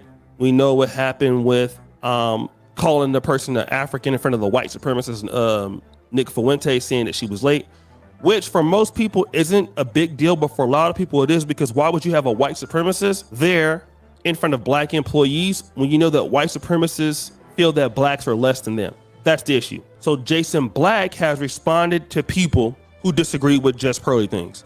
And I've witnessed his take from what I hear about what he said about just Pearly things. I think that it's a fair assessment, okay? And the reason why I responded to Jason Black's video was because Jason Black's video, if you can look at the screen there, he has his video in timestamps. Initially, I went to Bernard Riley, who doesn't have his videos in timestamps, and he was kind of all over the place in this video, so it wasn't easy for me to digest and respond to. But Jason Black had a better version of the video, which was, malleable to my content. Fast forward, Dima. Let's get to Obsidian MumiaObsidianAli, who is one of the. hey, that's him. That's him right there. This dude right here. Hey, the dude that said, hey, the black women were just getting on Pearl because they were jealous. Okay, this is him right here. This guy. You can't make this shit up, bro. This guy's looking, bro. He even looks like a clown, dog. Like he even looks like a clown. The three founding fathers of the Black Manosphere, I give him credit over the other two guys, which is myself and Angry Man, as being the real brainchild of the Black Manosphere. I think he is the real godfather. If there's somebody who's at the top of the food chain as far as thought processes, it is not me, nor is it anybody else. I believe Obsidian is the original mastermind of the Black Manosphere. I get where O'Shay's coming from, and he's right, okay? But let's just be honest here, okay? You want to talk about mastermind. If you've actually talked to this guy, all right, you quickly find out that he's an idiot. Okay, so, I mean, although we will give him his flowers, and, obviously you got to respect the fact that he started certain things, okay? But realistically, his intelligence level, it's clearly there. But I was on a live stream with this guy, and he could not stop trolling. It was ridiculous. You couldn't even tell if he was serious on certain points or if he wasn't, right? And he kept trying to, like, it was all like Gossip Girl type weird stuff. It was very interesting because I did not expect that coming from somebody who's supposed to be a leader or your thought process or whatever it is you want to call it. Nah, dude, in my humble opinion, this dude's a clown, okay? And based off the statement he just made, I don't know how you can even defend that, bro. Like, hey, listen, I get it. I think O'Shay is probably just, and I'm not speaking for him in any way, shape, or form, all right? But I think it's more of a formality thing because common sense would tell anybody, right? This dude, based off of his opinions, he's a clown, bro. Anyone that defends this shit and tries to claim themselves to be a black thought leader is a clown, okay? It just goes to show you. Other guys like myself, and I'll give a shout out to Ingram, he gave it the name, but the idea is more or less it's Obsidian Media Network. He is the person that really influenced this thing to go where it is.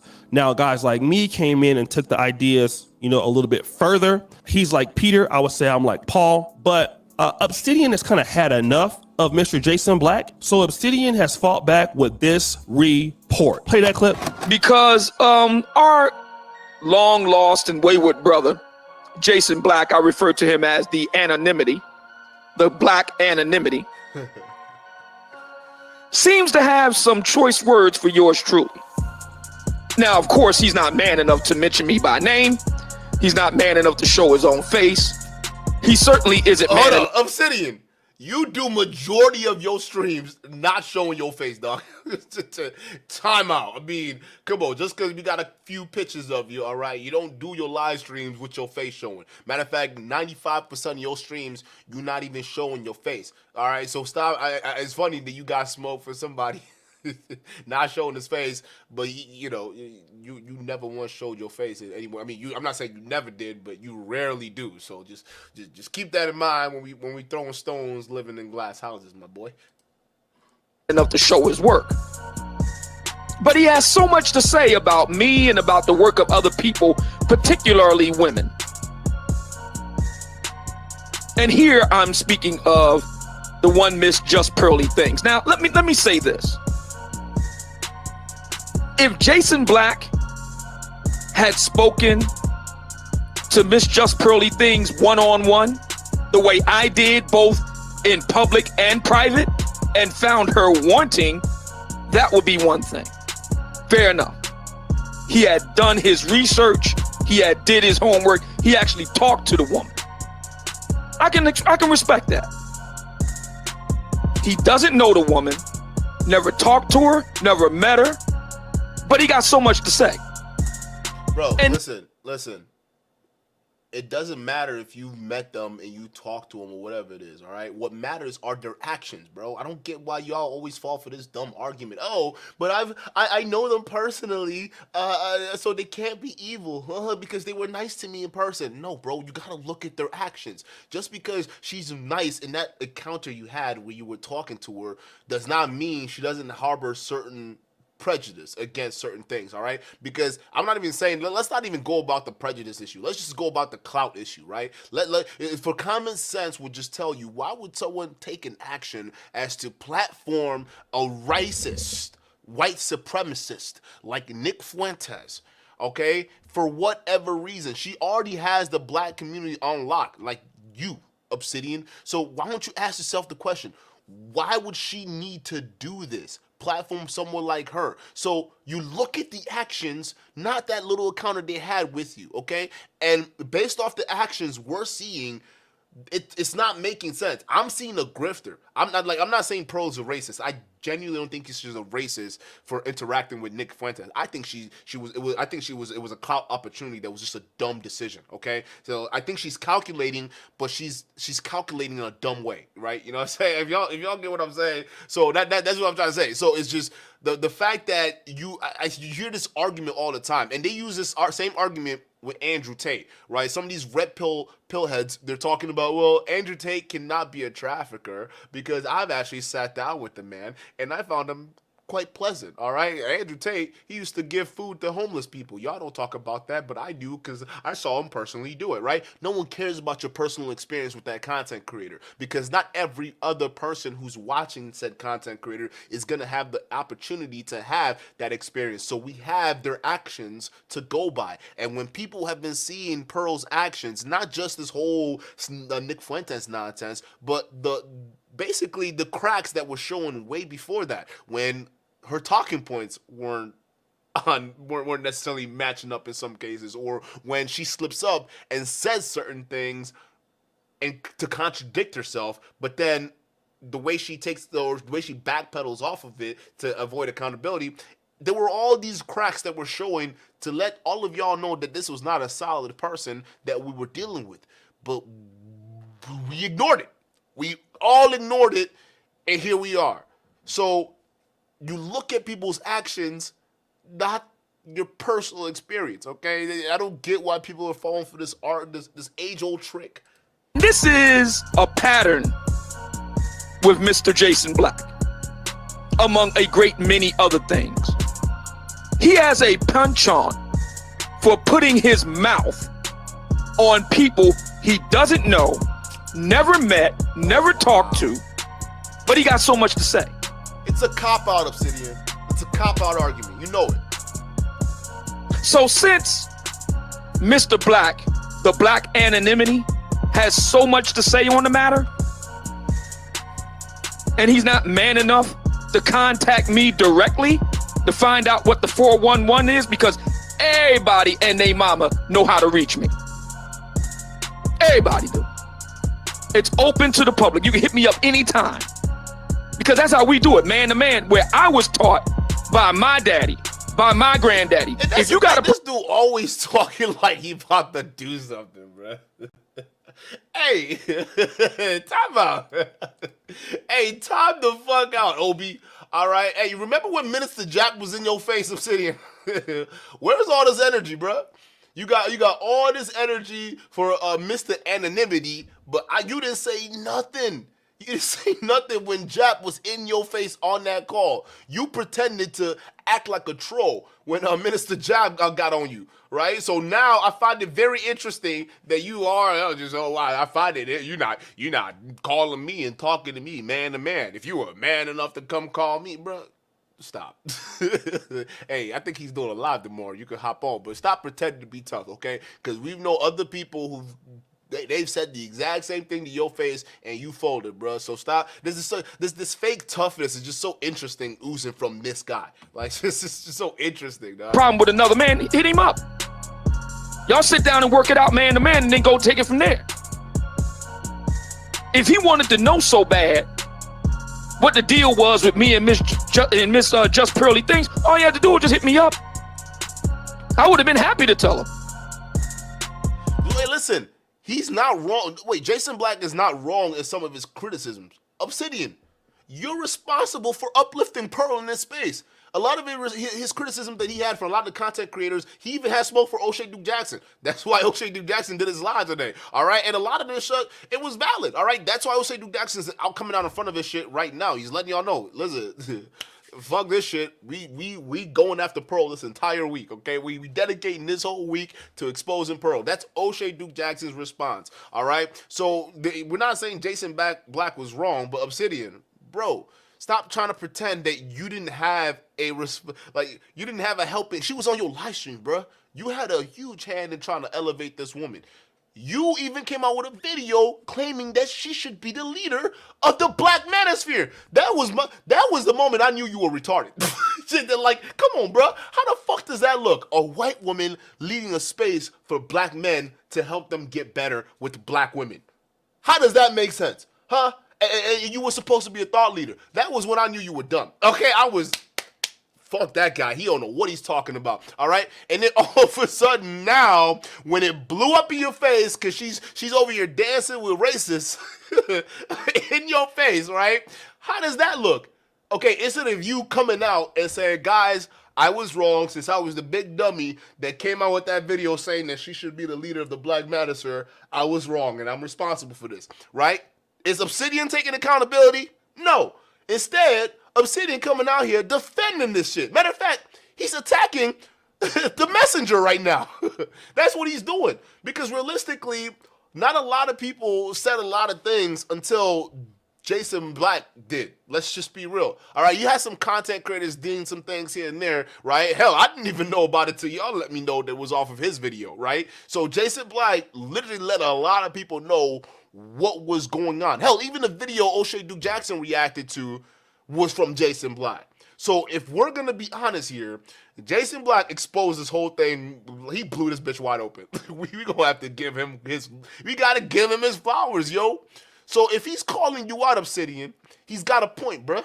Because you're the biggest clown of all. And the fact that you're coming up here doubling down instead of just owning up like a man, it's just so shameful. It's shameful because everybody else, MTR, OshayDukeJackson, even some of these female content creators, what's her name? Melanie King, Danica Marie, all these women are not coming out and they're distancing themselves from her. But you, Obi, the dummy, you decided, nah, I'm going to just double down. Yeah, I'm not backpedaling. I meant everything I said. Yeah, this lady, Pearl, you go ahead and do your thing, girl. Don't worry about these sisters. These sisters just jealous. That's for real this man's only conclusion to this, right? The reason why these sisters are mad is because Pearl is outdoing them. You're crazy, Obsidian. I hope you understand this. This video is making you look crazy. Matter of fact, realistically, a better argument would be, hey, maybe these women don't really mean that apology. Maybe these women are just coming out and washing their hands clean because they want to just save their own base and their own asses. But genuinely, they wouldn't care. That's a better argument than just coming out here and saying, no, yeah, these women are just jealous of her success. What? Are you stupid? Like, what? Like, dog. And this man is a founding father of the Black Manosphere. This is why we're in trouble. Like, we got to be honest about this. Okay, we have to be honest about this. This man is not, he's not a good look, okay? Just saying. But since he wasn't man enough to do that, I'll tell him by way of YouTube. He wasn't bad enough to do it. Miss Just Pearly Things came to me, Jason Black. I didn't go crawling to her. I didn't go putting my face in her behind a brown nose. No, she came to me in my chat room while we were having a conversation about her last fall. And I was elated that she showed up in my chat room. What? Oh, Pearl showed up to my chat room. This white lady showed up to my platform, and I was elated. I was just titillated. I was just gay with joy, right? Oh my goodness. Just joy, yo, boy, yo. Pearl's in the chat. Now it's time for me to explain myself. Bro, you are sounding like a class 1 grade A simp right now, bro. You are sipping for that white meat so fucking hard, dog. Obsidian, dog. Just say you were wrong. It's okay. Okay, listen. What are you doing? Bruh. She's dissing Africans and black folks, dog. And she made a bag off your group. Like, she made a bag off. Like, listen, bruh. She's making a bag off of black struggles, dog. Black male and female relationship struggles, dog. And you coming out here saying, after she been exposed to collaborating with racists, you coming out here saying, I was elated to see her in my chat. Because this white woman came to me, y'all. She came to talk to me when all this broke out. Hey, you know what you starting to sound like, Obi? You starting to sound like Donnie Boy. Y'all remember when Fresh had that whole thing with Miranda and Donnie Boy came out and defended Fresh? He said, yeah, all the things that we saw with Miranda was all trolling, right? Fresh was playing a 4-dimensional chess. Listen, Fresh can't even play with his diet, yet alone checkers, okay? He not ready for 4-dimensional chess, okay? Just relax on that. So, listen, we know that he's a simp for Miranda, all right? And we know he loves him some, seeking arrangements women, all right? We know. It was exposed. So, Donnie Boy, stop coming out here lying to us. Obsidian is doing the exact same thing, but instead of Fresh, we got Pearl. Okay, he's out here trying to defend the indefensible, bruh. You just admit you came out and said the wrong thing about a woman who really didn't have any business just being here. But instead, you're doubling down, and now are you trying to flex the fact that Pearl came to you in your live stream to go ahead and, you know, talk to you about this whole situation? Are you trying to use that as a flex because Pearl came to you first, and now you're using that to beat that over the heads of people who called her out for her grift? You're pathetic, dog. Just saying. I reached out to her. Sound familiar? I reached out to her and invited her to come on my show. Now, she didn't have to do that. She did not have to come on my show. Wow. On London time, in the middle of the night over where she's at, and sit up there for several hours to be interviewed. And then, to be brutally frank, black women attacked her. It's up on my channel. You can hear it for yourself. Wow! The one-on-one interview I did with Just Pearly Things. Yo! I then subsequently spoke to Just Pearly Things after the interview. It was on Election Day 2022. First Tuesday in November. We did the interview Halloween night. Her and I had a private one-on-one discussion. The contents of that discussion I will not divulge because. Then why the fuck did you bring it up? Like, why was that important, bruh? Oh man, we had a private conversation. Yes, I want you to let you know after that stream where these horrible black women came out and just attacked this poor white woman. Huh? All these black women are animals. They just attacked poor Pearl, and she came out on London time. She didn't have to, by the way. I reached out to her. She didn't have to, but she came on my platform, and I was so titillated with her presence. And these black women just attacked her, right? It couldn't be for the dumb shit she says. No, just black women just randomly attacked her. Just throw your own women under the bus. You see what I mean when people of other races, you see what I mean why they don't respect black men? Do you see what I mean by this? You see this clear nonsense, bro. This dude is putting a white woman who just collaborated with a racist over black female content creators who genuinely have a problem with her. And your excuse isn't even something that's profound or educated, right? You're saying that these women are just jealous and they're attacking her. You're reducing something that could be a valid criticism into like a freaking high school caddy match between two girls. That's what you're reducing this to, and I think that's unfair, especially to the women who probably have a legitimate argument against her. Even knowing now, when more and more information is coming out, that she might be either stupid or playing us for suckers. Okay?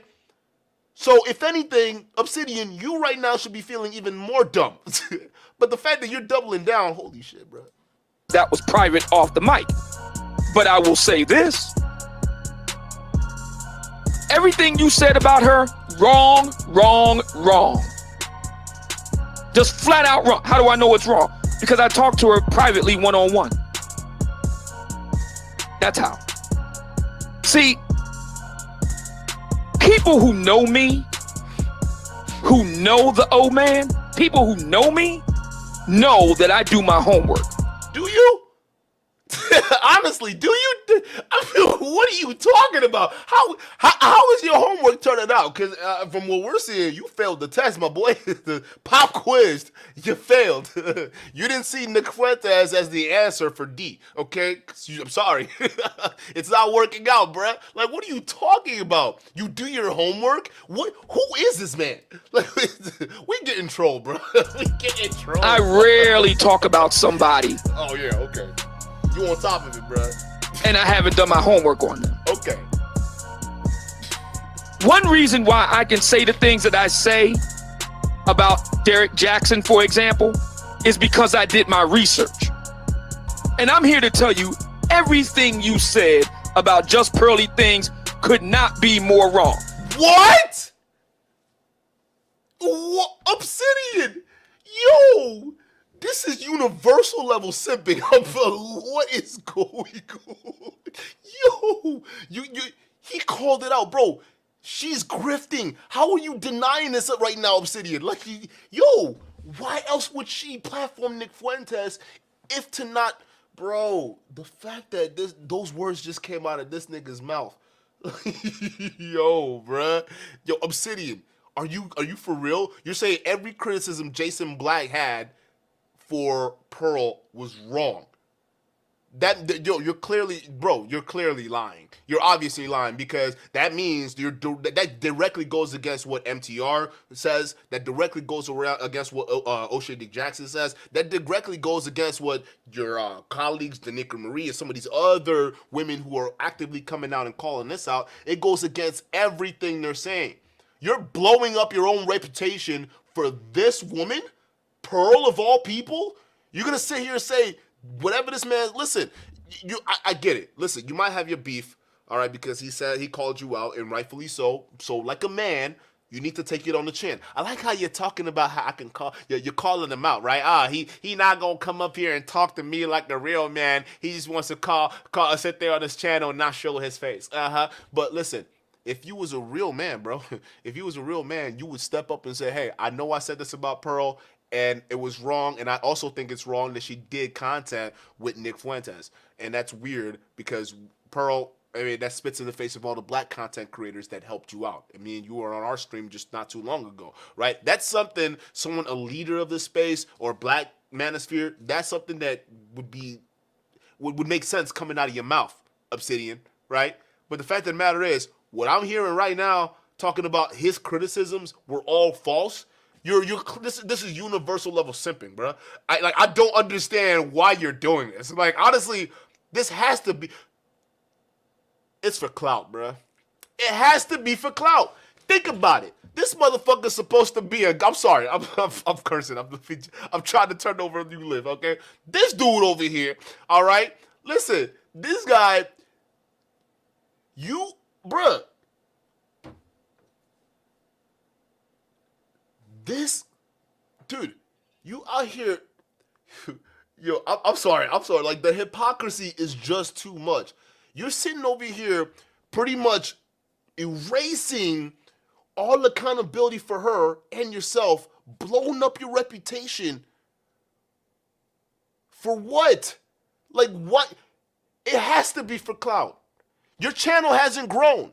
They're calling you a godfather, right? They're calling you one of the original founders, but everybody has surpassed you. Everybody is in the hundreds of thousands of subscribers right now, and you're the only one in a double, what do you call it? Is it around 30,000, 20,000 subscribers, right? You're not growing. So while everyone else who's smart enough is distancing themselves from Pearl, it makes sense why a dummy like you would continue to back this shit, because your ass ain't even up there in that clout level. You still at 30,000 subs. So you gonna cling on to Pearl because you see her as your ticket to the top. I told y'all, this dude wanted to be the black version of Rollo Tomasi. Either the black version of Rollo or the black version of Jordan Peterson. Either one of those two. It's just a weird obsession these conservative thought leaders have. They're so obsessed with Jordan Peterson, it's not even funny, right? Rollo wants to be a Jordan Peterson. Now you got Obsidian trying to be a Jordan Peterson. It has to be for clout, because there's no other way you're justifying what you're saying right now. Like, you're pretty much removing all accountability for Pearl. Chat, let me know if I'm wrong. Let me know if I'm wrong, bro, because I think there's no way you can be defending Pearl and say that bro. Nah. Let's get something straight here. The reason why you and other black people, and it ain't just black men, it's some black women that's butthurt too. The reason why you're butthurt is because Just Pearly Things showed you up. Let me say that one more again, please. The reason why you're mad and you're butthurt is because Just Pearly Things showed you up. Let's consider and count the ways, shall we? We'll start with one right now. She's actually put black men, notice what I said there. She's actually put black men to work. How do you think she's got all these pieces of content floating around? This is, yo, even the way he said that, I instantly thought of slavery, bro. Like, no cap. Like, that's why I'm like, yo, instantly put black men to work. What are you talking about?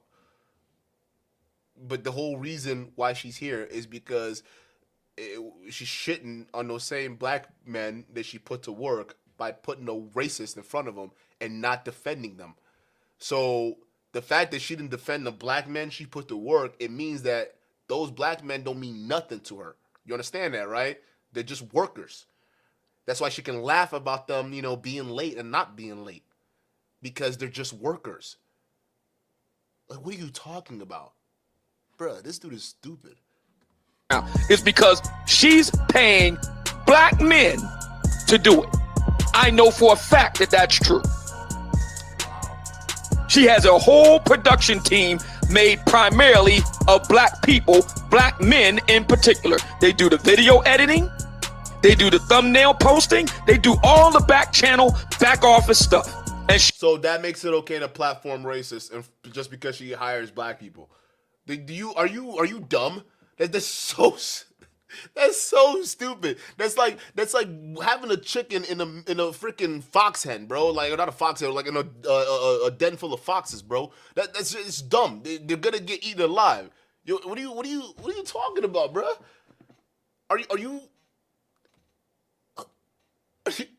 dumb? Just because she hired black people, all right, does not make it okay for her to bring a racist in to an environment where there's black people there and then not defend her own employees when said racist is talking shit about the people she's paying.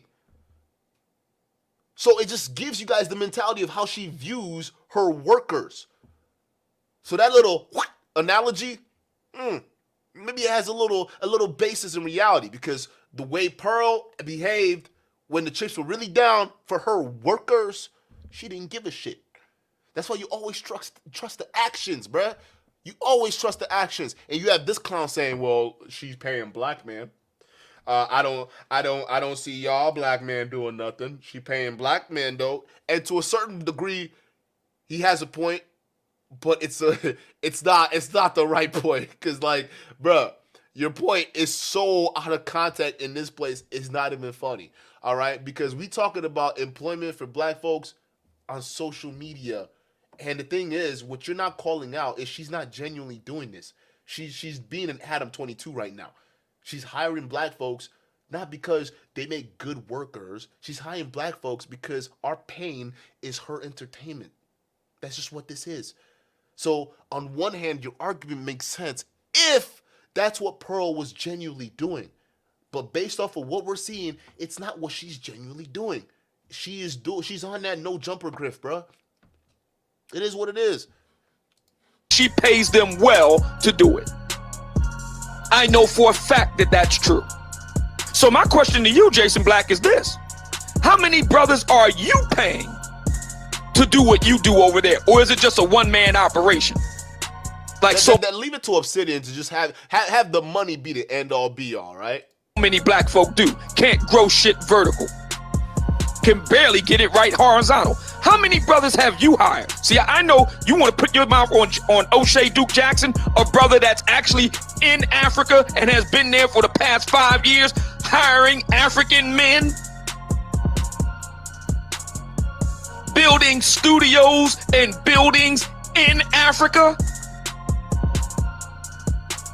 trying to bring black men and black women together across. What are you doing though, Obsidian? Just the real question. Stop. Hey, whoa. Leave OshayDukeJackson out of this, okay? We all know what he's doing. And realistically, that's why I respect him. That's why a lot of people respect him, because he actually has a ledger of work that realistically it goes a long way. But when I look at your record, Obsidian, I just see a bunch of failed books, okay, and some half-baked theories that you're drumming up that really doesn't go anywhere. So what have you done, bro? Because if you were really about it, your clout would match the hard work O'Shea's put in, right? Your clout would match the hard work MTR's put in. Your clout would match the hard work Kevin Samuels put in. Yet all these men seem to surpass you with their hard work, and you were the only one left behind. No wonder you're stuck holding on to the boot of the white woman that's feeding you, because you can't even grow yourself. You the same nigga that can't even help yourself. While you talking about Jason Black, how many people have you hired? How many people have you hired? At least he got a platform. Like, my nigga, what have you done? Cross continents, that OshayDukeJackson, who's got 8, count them, 1, 2, 3, 4, 5, 6, 7, 8 video editors. Y'all in the chat, some of y'all who are Obsidian fans, put down how many black people Obsidian has paid. Because from where I stand, he's been begging Kevin Samuels to promote his book, and he had all them promotions, he has nothing to show for it. Now he grifting for Pearl. You crazy, dog. Yeah, this is just a slap in the face to the niggas that helped you, Obsidian. This is dumb. Editors, almost all of them black men. He's got one white guy that he works with. Russian brother. I'll grant you that. But all the others are black. I know for a fact that that's true. I know so.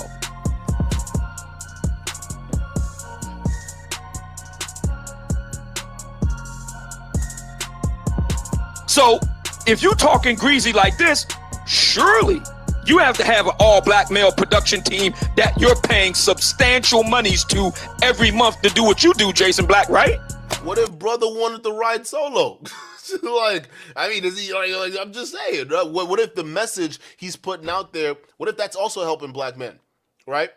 Because I would say his messaging, Obsidian, is helping more black men than what you're putting out there right now. The fact that you are not owning up and taking accountability for your video, saying that she should be the leader of the black man. I mean, that was the biggest L of like, what was it, 2022, 2020? Yeah, 2022, the biggest L, dog, that you could have ever taken. It just came back and bit you in the ass. And instead of taking responsibility for it, like you blame. And here's the thing.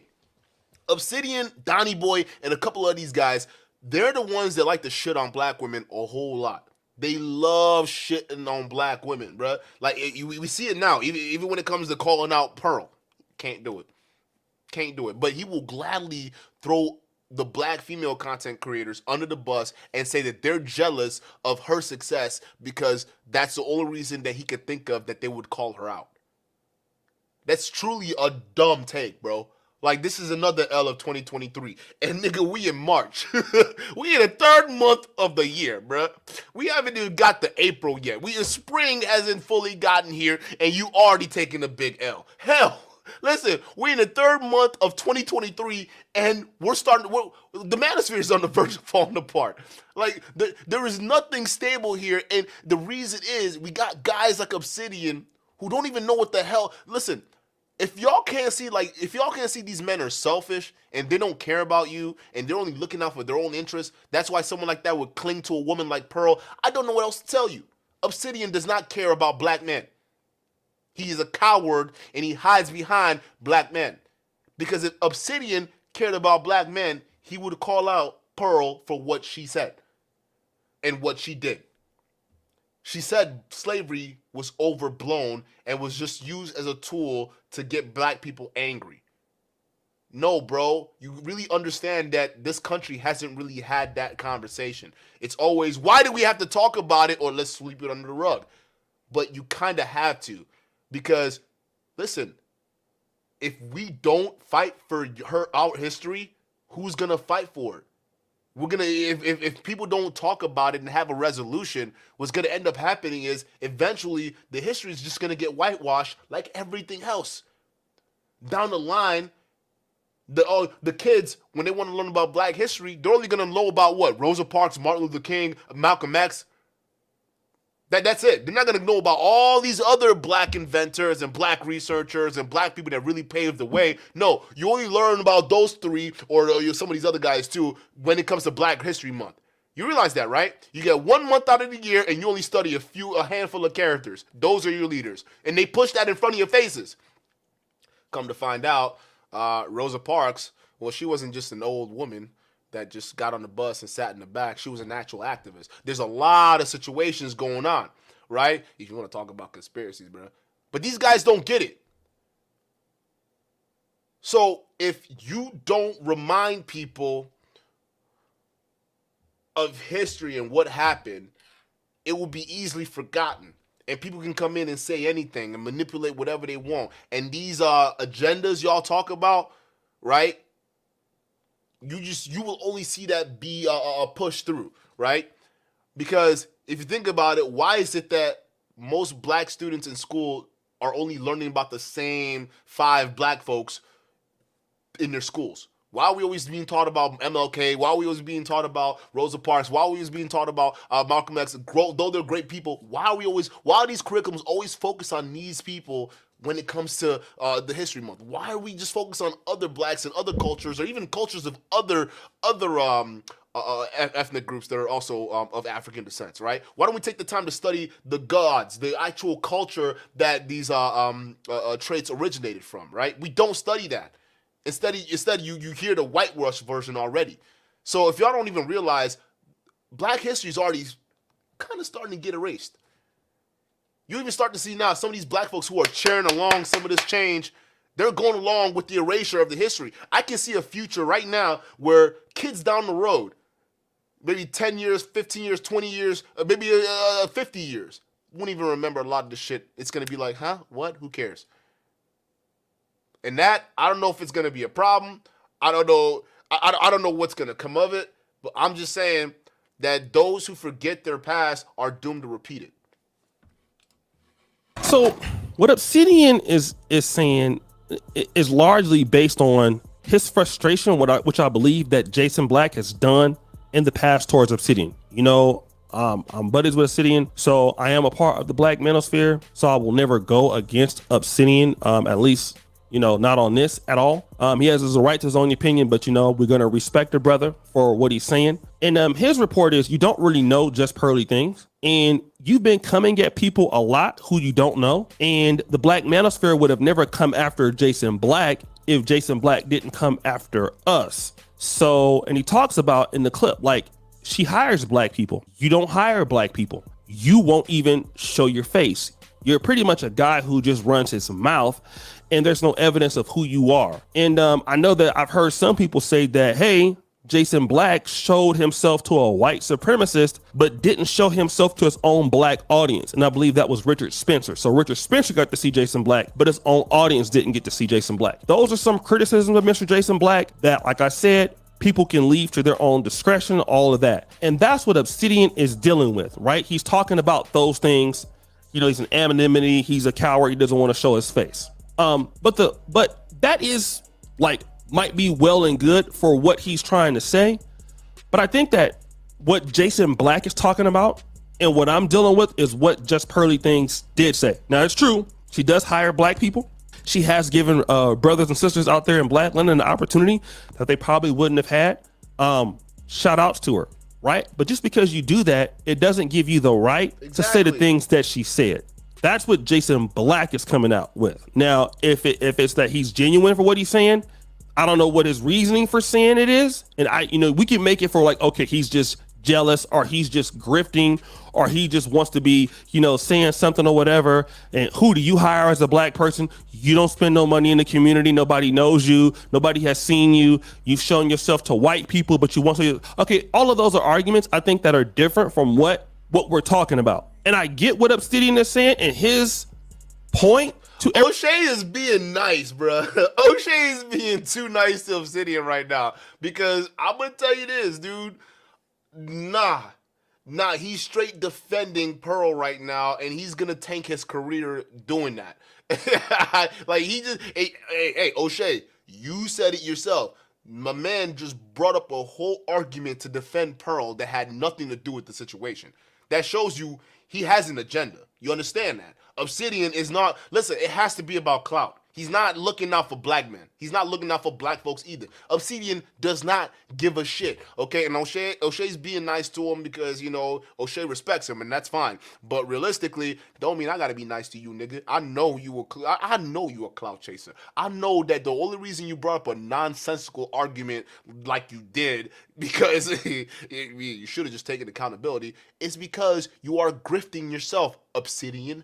Okay, if nobody else is gonna call you out on it, I guess this channel is gonna do it. You're a grifter, and you're doing this with Pearl right now because you're hoping it's gonna save your career. How many views does this get? 9,000 views, right? You're tossing out your reputation for 9,000 views. Obsidian, really? Like really, bro? Pearl got millions, and you can't even. This is pennies, dog. 9,000 views. This is what you want to do, really? Bro, your counterparts, MTR gets 100,000 views in like a few hours. OshayDukeJackson gets tens of thousands of views. His last video did 118,000 views. You're the only Manosphere leader not doing too well. Could it be that people spot your bullshit? Right? You traded all that for 9,000 views. Bruh. I can't, dude. I can't with y'all. Everything about Jason Black and his Reddit against the Black Manosphere, hold up. There's somebody pretending to be me in the chat. That's not me typing in the chat. That's not me typing in the chat. That's not me, guys. Block that person. Valid, because I've seen Jason Black take shots at the Black Manosphere, and which largely I know the Black Manosphere has usually stayed away from Jason Black. Has not had any criticism of Brother Jason Black, so we've never came after him or attacked him. So I get that. But in the case of what Jason Black was talking about and what I was dealing with in that clip, still doesn't change the fact that Just Pearly Things has a problem, right? And she should have never said that. Yes. It doesn't change that. And that's the only thing that I'm dealing with. Obsidian is dealing with a lot of different other things.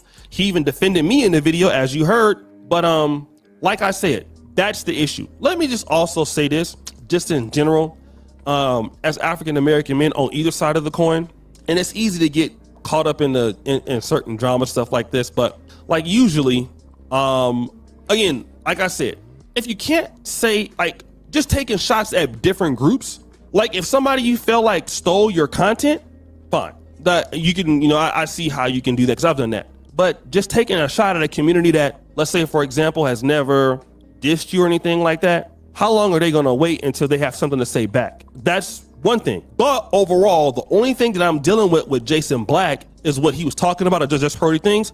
That I agree with. The other stuff that Jason Black has leveraged against the Black Manosphere, I have not heard most of it, or maybe like 3 or 4 minutes of it. I have no idea what he is trying to say, but could be some things that are true, and it also could be some things that are also very false, or you really don't know the community and you're just saying things. Again, Obsidian pointed out, like, hey, I was not chasing her. She came over to me in my chat room. We gave her an interview. But I want to say this. And he's flexing about that. I feel like he's using that as some kind of, what is his channel? Hold up. Let me pull up his channel. Because I feel like he's using that as some kind of flex. That the fact that Pearl came to him, it's like it gives him some kind of permission to just defend her in the worst way possible. Hold up. Obsidian. Yeah, hold on. What are we looking at on this channel, bro? What is this thing? Nigga, what? Hold on, bro. Hold on, bro. What? No, hold up, bro. Come on, bro. Come on, bro. You a Manosphere leader. You should be doing better than this. This right here tells me it's for clout. This right here tells me it's for clout, bro. Let's see your recent stuff, bro. I gotta see what, because there's no, it doesn't make any sense, bro. Oh yeah. Oh yeah. Okay. Yeah. Oh yeah. Oh, that was 4 days ago. Should men have to pay for access to women? Will the sisterhood submit for 75K? A grown man, smart and sexy take on Andrew Tate, Brittany Renner debate. Okay. Yeah, we know exactly who this guy is. Bruh, you've been here all this time. You can't even find the strength to grow. That's his book, ladies. This is the ladies edition. So in case you guys want to pick it up and learn some game from this clown over here, who is just, bruh, like you are. The more I'm looking at this, just the more pathetic it sounds, dog. Like, look at this, bro. Everybody has surpassed you but you, and you wonder why you're not succeeding. It's because I think people are starting to realize, bro, you're fake. And realistically, how many of the what do you call it? How many more modern women videos are we gonna have before it gets old? Before all this shit starts to get old, right? At some point, it gets old, and I think these guys deep down know it, because overall, it gets boring just to do the modern women, because there's only so many times you can spin that conversation. So eventually, they have to grift into a new space, right? This market is just oversaturated with that. And look at that. It's just him just clowning black women. That's just all his channel. Sucking off on Andrew Tate. But like overall, Like it's just like, bro, like the fact that you're defending you're gonna risk this, you're gonna risk all of this on Pearl, bro, dog. Hey yo, let's see. Hold on, let me see. God damn, bro. Like, come on, bro. You need to stop. Obsidian, I think if you really want to save your shit, in the Black bro, Manosphere, you need to come out and speak up against. You got to come out and speak up against. I'm not saying you can't stop doing content with Pearl. Nobody is saying that. You at least have to own up to what you said and like call her out. You have to hold her accountable because Obsidian, if you don't do this, bro, I'm honestly just speaking as a third person to try to help you out because I don't give a fuck about you, but just throwing this out there, take it to water, don't drink it, I don't care. Listen, bro, if you don't come out and at least hold this woman accountable, it's over for whatever's left for your reputation, dog. Because all people are gonna see is a black man that always whines about holding black women accountable and screams at the top of his lungs about how black women aren't, up to par and standards because your platform was up to that. And then when the chips were down and he had the opportunity to call out another woman, but of a different race, and he didn't say anything. In fact, he went so hard as to defend her. Bruh, like, this is not going to look good. I hope you know that, right? Like, even your buddies are low-key telling you, bruh, stop doing this. Your argument doesn't make any sense. That's what OshayDuke is telling you, but he's being nice about it, bruh. Your argument you brought up against Jason Black to argue or defend Pearl, it doesn't make any sense. You're arguing apples to tomatoes to go ahead and try to make a point to discredit him. And then to come at him and say, oh, you don't show your face, you're a weakling, you're wrong. And to be even as heinous as say Pearl did nothing wrong in that situation, it's wrong. And your weird defense of saying, well, she hired a bunch of black folks, what are you niggas doing, huh? Huh? Look at this white woman over here. All right, this white woman is breathing life into the economy and hiring you black folks, okay? And at least that y'all should do is be appreciative, bro. You sound like a ruckus. I know, Tom, bro. Obsidian, you sound like an Uncle Ruckus. That's what you sound right, bro. Defending this bullshit, you sound like an Uncle Ruckus. This is indefensible. You can't defend this, bro. The Manosphere's done. It's done. I mean, right now, all we're allowed to do is just sit here and clown these dudes, and that's what's just so fun about this, just sitting there and clowning them, because we've all known that their ideas were ridiculous, and we knew it was not going to last anyways, and Pearl is only facilitating that. The next big grift you're going to see is going to be far down this Matrix rabbit hole. Watch. This whole Rumble kick nonsense that's starting to brew, that's just going to blow up. And you're going to see this far-right conspiracy go crazy, bro. And you know what's sad about this? This is what happens when the pendulum starts to slowly swing the other way.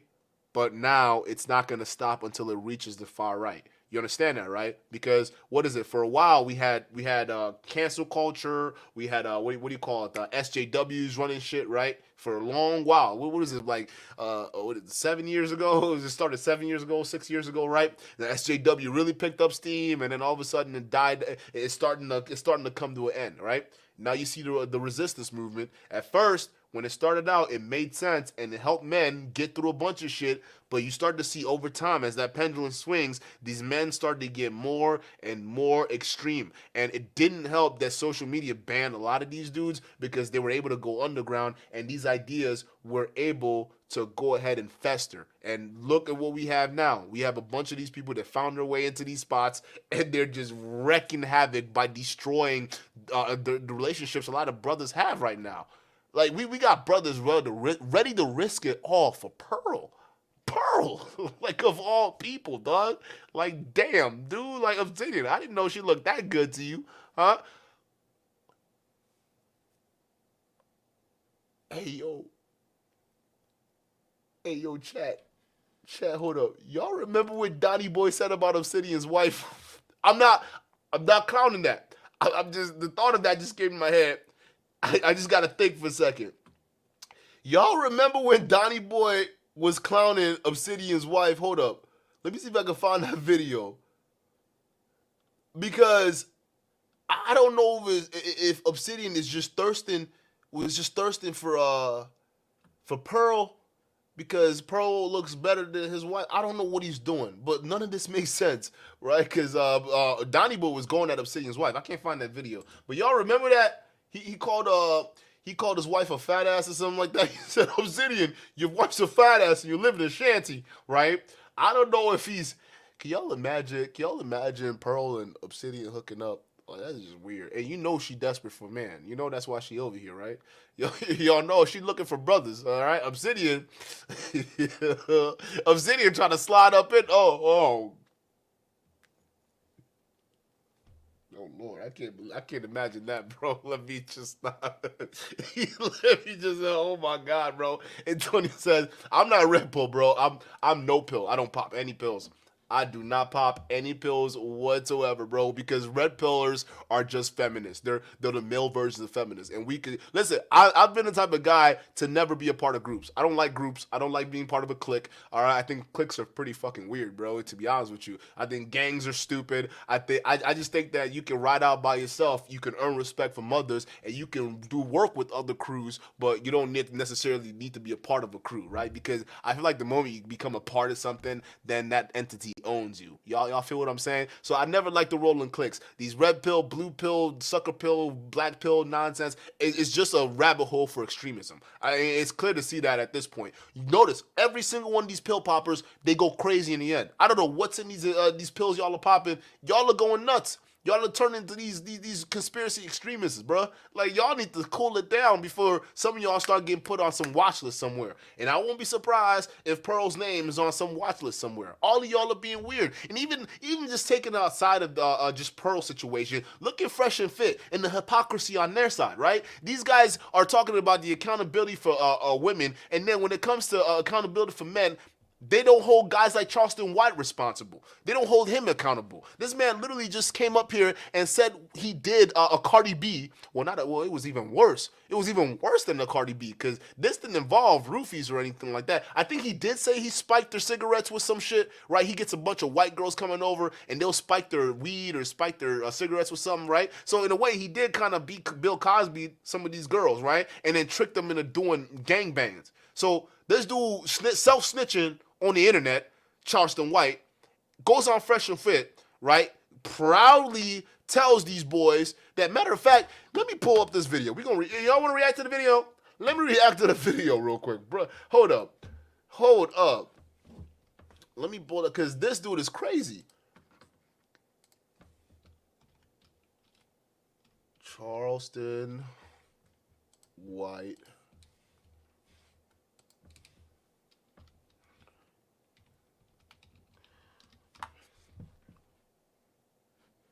Hold up. Let me see if I can find that video. Cause dude was being real freaking weird, bro. He saying that he would run train on white girls. Like white girls, like it was just like he would drug them, and in the Fresh and Fit we're all laughing and shit like that was funny. I think AbaNPreach did a video on it. Let's cover it. Matter of fact, let's do it. Hold up. We forced. Yeah, this is it. This is the one. Let's cover it, because this is weird. These guys are weird, bro. Like, if y'all not what I can't stand is the hypocrisy. Like, y'all are sitting here saying feminists will make excuse for themselves and they won't take accountability for the decisions, but yet here you guys are doing the exact same thing. Here's a man coming over here saying he actively grapes women like a Bill Cosby, and we're just sitting here laughing like it's cool. Like, what do you think? When people look at our space and see this kind of bullshit from the outside looking in, what do you think they're gonna say, bro? Oh yeah, these red pillars are a bunch of psychopath rapists that they apologize for a bunch of guys who abuse women. And when they come in and see some of the top platforms like Fresh and Fit promoting this stuff, they kind of have a point. Like, you can't deny that, bro. Let's watch this shit. AbaNPreach did a video on it. I think we should cover Possibly used to white girls. Yo! I told you. Shall I hit play? Oh, yes, you shall. Guys, settle down. Hit the like button. We Get used to your run drinks trains up. on white girls. Let's watch this. Should go to Robin Hood. It's okay. We're just running trains. Not the worst thing in the world. If a girl want to have a choo-choo train ran on her, Oftentimes, they don't want to. I'm not saying that it's always the case, but oftentimes when you run a train, they are being set up. And that's the problem with choo-choo, is I didn't buy the tickets for all those passengers.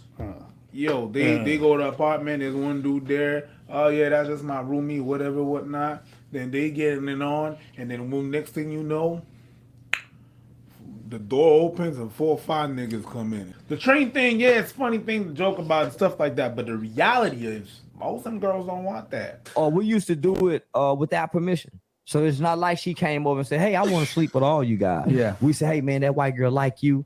Get over here. And then we put, shit. And then we put, shit. That's false pretense right there. That's tricking the girl under false pretense, bro. You understand that, right? And hopefully Fresh and Fit would hold them accountable, right? Oh my God. And you realize Fresh and Fit were like, oh, wait, he already said it. I guess we're not going to stop him. Oh, because even they realize this is a fucking weird thing to say. Yeah. We just come in with dicks out. Oh, shit. Yeah.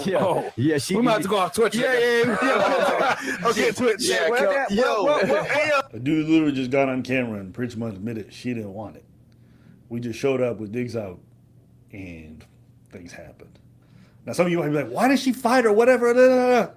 Imagine a bunch of dudes and you trap. That's why they lured her there. That's the thing. It's like, if you guys want to get involved with her, do this, that's fine. Just tell her beforehand, see if she wants to do it. No, you wait till she's there, where she's surrounded by dudes who are bigger and stronger than her, and then crazy, you pop it on her. That's crazy. Okay. Well, when the police come for your ass and you say it was consensual, you won't get any of my sympathy. They can throw your ass in jail. Because you're not only out here self-snitching, but you doing shit that's fucking disgusting. I verbally abuse women. You got, and I'm mentally abusive, and I do some psychological abuse. It all wants what the do. I'm a man that strongly believe that some women need their ass whooping, they pussy too. So I'll advocate rape too for some people. What? Yo, hey, come on, yo, hey, dog, you can't say that, bruh. What?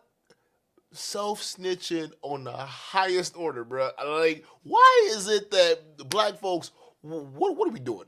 Why do we always self-snitch? Like, this needs to stop. Like, we got to stop the self-snitching. Listen, if you know you sus, you know what? Matter of fact, I think you just come out and expose yourself. I think that's a good idea. I think you just come out and expose yourself, because realistically, I don't think this is why we shouldn't ban people, honestly, because I think you give them enough rope, they'll hang themselves. All right. Don Juan, thank you so much for the $2 super chat. He says, "Why am I on timeout?" Who put you on timeout? I didn't put you on timeout. There were a bunch of channels here spamming, so maybe you got caught in the strays. But I don't. Make sure we don't do that. Don't time out his channel, guys. Don says, shout out to you for another $2 super chat. It says, Duke, red pillars say that track cons are feminist. Yeah, these guys are idiots, bro. They're all stupid, man. I'm telling you. Ooh, whoa! I told you. Shit. I told you. Yo, this is crazy. Yo! I told you. Hey, yo! I told you. Hey, hey, yo! Hey! This is the type of person these red pills like to hang out with. I'm just saying. Nah, B. These guys are we might have to go off Twitch. Yeah. Okay, Twitch. Hey, yo. Hold on, homie. You got to think about it. We're kids, right? We're kids. Yeah. Because not only it was a different era. It was a different time. Yeah, that was a culture trains? back then, unfortunately. Okay. A lot of you people out there really consider yourself red pill. Your community will never be taken seriously if you guys, because you're big. Red pill is big on holding people accountable, right? You want to hold women accountable. That's what I'm saying. If you got those people in your ranks and you do not hold them accountable, and you invite them on your podcast to get clicks and views and this and that whatnot, your movement will never be taken seriously. You cannot not understand, like, these people are calling us misogynistic and not understand why. I mean, you got dudes literally advocating for violence against women. I'm fine with you being red pill. Do your thing. And I understand there's certain people that are red pill. Preach. Preach, what does being red pill even mean anymore? To me, what it seems like these dudes have gone too far deep into that conspiracy bullshit, bruh. They're too far gone into the female hate. They're too far gone into the conspiracy shit. So much so that they're not even willing to have the common sense or even the foresight to call out this bullshit. To say, hey, if we don't just push back at least a little bit against Charleston White's bullshit, this might look bad on us. It might make us look like a bunch of rape apologists. Right? And then you wonder why when the other side of the group, the feminists, they say, hey, these guys are a bunch of weirdos, incels, and they're hyper aggressive towards women and all that hate. They come out and they see this guy talking about, yep, I think women deserve to be beaten up. I think women deserve to be raped. And you see these big platforms lapping it all up and clapping. That's a problem. And Charleston White, I've always thought of Charleston White as an Uncle Ruckus. All right, I know we said Obsidian was an Uncle Ruckus, but Charleston White, that's the original Uncle Ruckus. That's like the real life Uncle Ruckus, bro. Listen, I'm always very skeptical of people who are overly critical of their own group. And here's what I mean by overly critical. It's one thing because Charleston White makes sense, okay? When he calls out the issue with black folks who glorify gang leaders and mass murderers in their rap videos or by, other means, that's a problem, right? And he talks about, general things like, hey, some of the why black community isn't together, why we don't help each other. He even advocates for things like snitching, right? Some of the things that you would say, you know what, this is actually kind of wholesome if you really think about it. And it makes sense, right? Because it's a healthy criticism. And there's certain things that go a little bit beyond the measure. It's like, hey man, your self-hate is showing. You gotta relax. Chill, bro.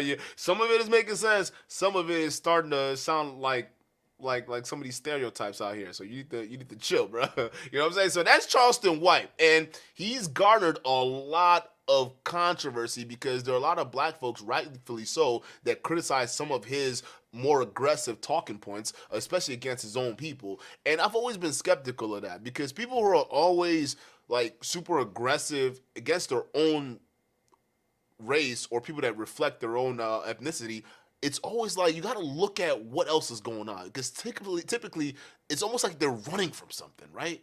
And I would have never expected like this whole situation to come from Charleston's own mouth, okay? But realistically, it's another thing with social media and black people, just like Andrew Tate. For some reason, we just can't keep this shit to ourselves. We just got to snitch on ourselves for the world to see. And I don't know if we think that this is some kind of cool thing to brag about. I don't know if you think this is some kind of, that's going to give you some kind of flexing points. But bruh, all it's doing is landing y'all in prison or keeping you guys in trouble. That's all this self-snitching and flexing is doing to y'all. So I just find this cringe, bro. And this and that, they don't think like that. The minute these guys are associated with you, and the minute you got these clowns inviting them to, and just not saying nothing like, whoa, okay, not holding them accountable like they hold women accountable all the time, like people getting off, just not saying anything, just getting off and leave and getting, get the fuck out of here and this and that. And whenever dude like that on, you don't say shit. If you don't hold them accountable, we won't take you seriously ever. From outside, my guys, that's the reason why it don't look good. Automatically, people are gonna pin that on you. Hey, listen. They're not about holding people accountable. They're about holding women accountable. Even That's when all they they get care mad about. at dudes, it's dudes who are simping, who are by proxy boosting up women. So it's always about women. It's only about holding women accountable. Yeah. They don't have this kind of energy for dudes when they're being this kind of pathetic or criminal. No, it is only exclusively for women. The red pill was actually a bit like the feminism movement. What I was trying to say is that your MO is almost the same and identical. It's just that you have different views about each other. Whenever you have a feminist that is saying that she's advocating for equality, and then there's all these things that are happening to men, and she's not saying shit, you're like, you're not holding all these women accountable when they say some wild shit. You're shutting the fuck up. You're not saying nothing. You turn your back. You turn your eye. You pretend like it's not happening. That's you. When this shit happened and you don't say shit, that's you. People are going to pin you with that. Listen, I'm not going to say on this whole rep thing. I think as an individual, this dude just admitted to crime. Not just like crime. Self-snitching. Raping women, beating them up and thinking that shit's kosher. And you gotta think, man, social media is some kind of drug where people can't shut their fucking mouths about Facts. what they do. And I'm glad he's self-snitching, but like, good lord. I mean, what was that line from MF Doom? There's something about rappers being in the courtroom in their own court cases, being their own star witness. That's really what it is. That's what it is. I'm not even going to say stop self-snitching because I'm glad this dude snitched on himself. But in other circumstances. It's not even that. Even the same thing with like Adam 22. That's another video we're going to do, right? Because come to find out, he's getting exposed because this dude was 23 and he traveled all the way over to Canada to smash a 16-year-old. He trafficked himself to Canada to smash an underage girl. Think about that. That's no jumper. They've done shit with Fresh and Fit. I don't know if he's done something with Pearl. I think he's done something with Pearl. But you notice how all these guys, they click together. And they're all weirdos. Because when you look in their closet, you find some sus-ass shit. Andrew Tate done stuff with no jumper. They all done stuff with no jumper. Come to find out, this dude is trafficking himself to go ahead and smash 16-year-olds in Canada. And on top of that, this dude wrote a blog about it. That's how they caught him. He wrote a blog about it. Just self-snitching. just all over the place. That's how these dudes are getting caught, right? And guys, think about this.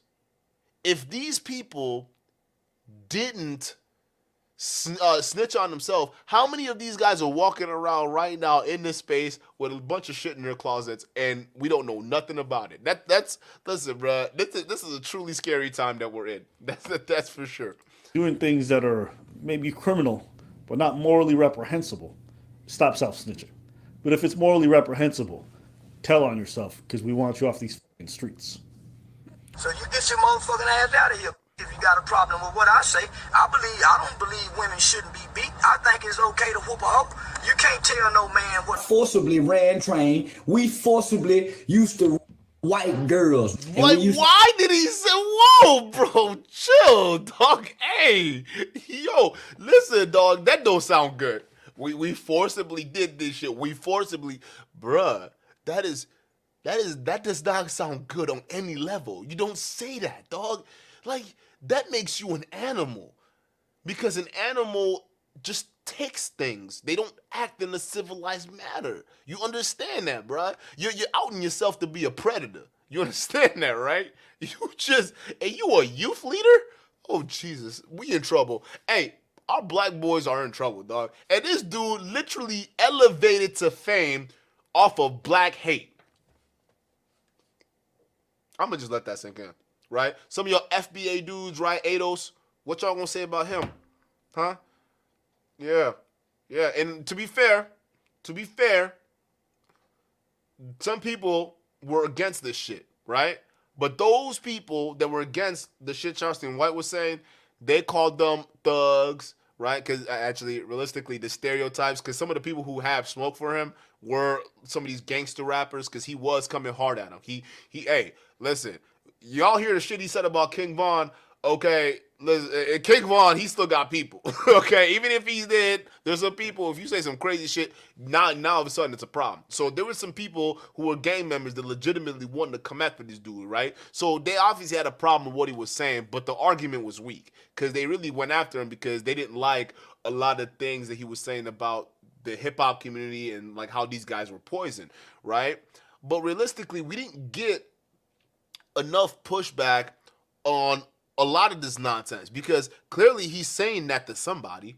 Like, where else would they find this? He's self-snitching and no one else called him out on this bullshit itself. Like, this is crazy because these videos look like they're old. Like, it's been sitting out there. I don't know how I didn't even find this, bro. Like, this is a youth leader, for Pete's sakes, talking about how he forcibly raped white women.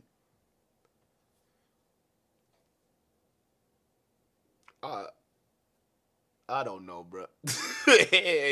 He's doing this on Fresh and Fit, and Fresh and Fit didn't call him out for this. Yeah, bro. Like, the Manosphere is looking real bad right now. Like, this is the biggest L the Manosphere has ever taken since goddamn. I don't even. damn near since last year. we just keep the streak going. I don't know what else to say, bro. Like we don't hold these people accountable anymore. Like the grift is being exposed on all sides, bro. To sneak crack in the white girl's cigarettes to fuck them.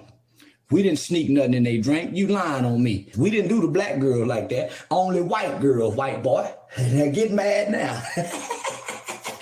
Get mad. Jesus Christ. Call it what it is. That's racism. No, it's no. No, but black people, shut the fuck up. That right there. You're about to experience an FSC. It actually came out. It actually came out that because the girl came out, that same 16-year-old came out and said she was raped by Adam when she was underage. She came out and said that. So unless that 16-year-old was lying on Adam, I don't know. I don't know.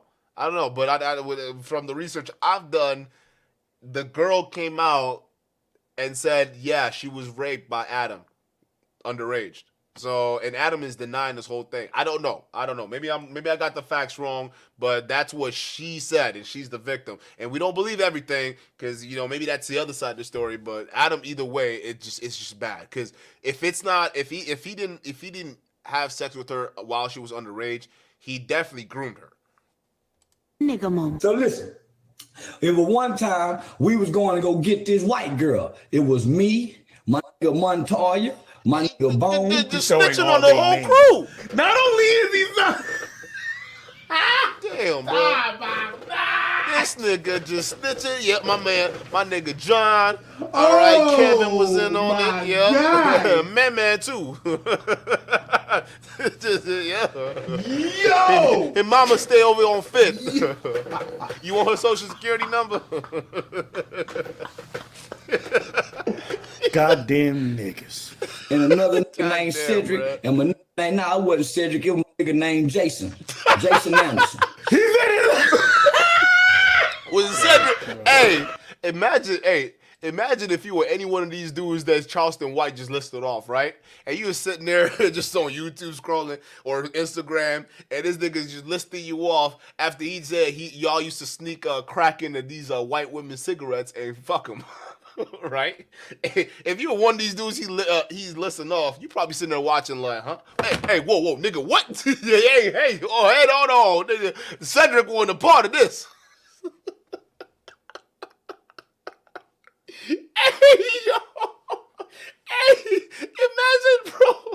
Imagine if you one of them niggas he just lifted off, bro. He just listed all them niggas off, and y'all just like, hey, what the fuck? FBI, open up. This is what I mean, bro. Like, we got to stop self-snitching. We just got to stop this self-snitching, bro. It's putting some of the best of us, or at least the worst of us, in prison. I don't know which one to think. What a filthy, disgusting human being.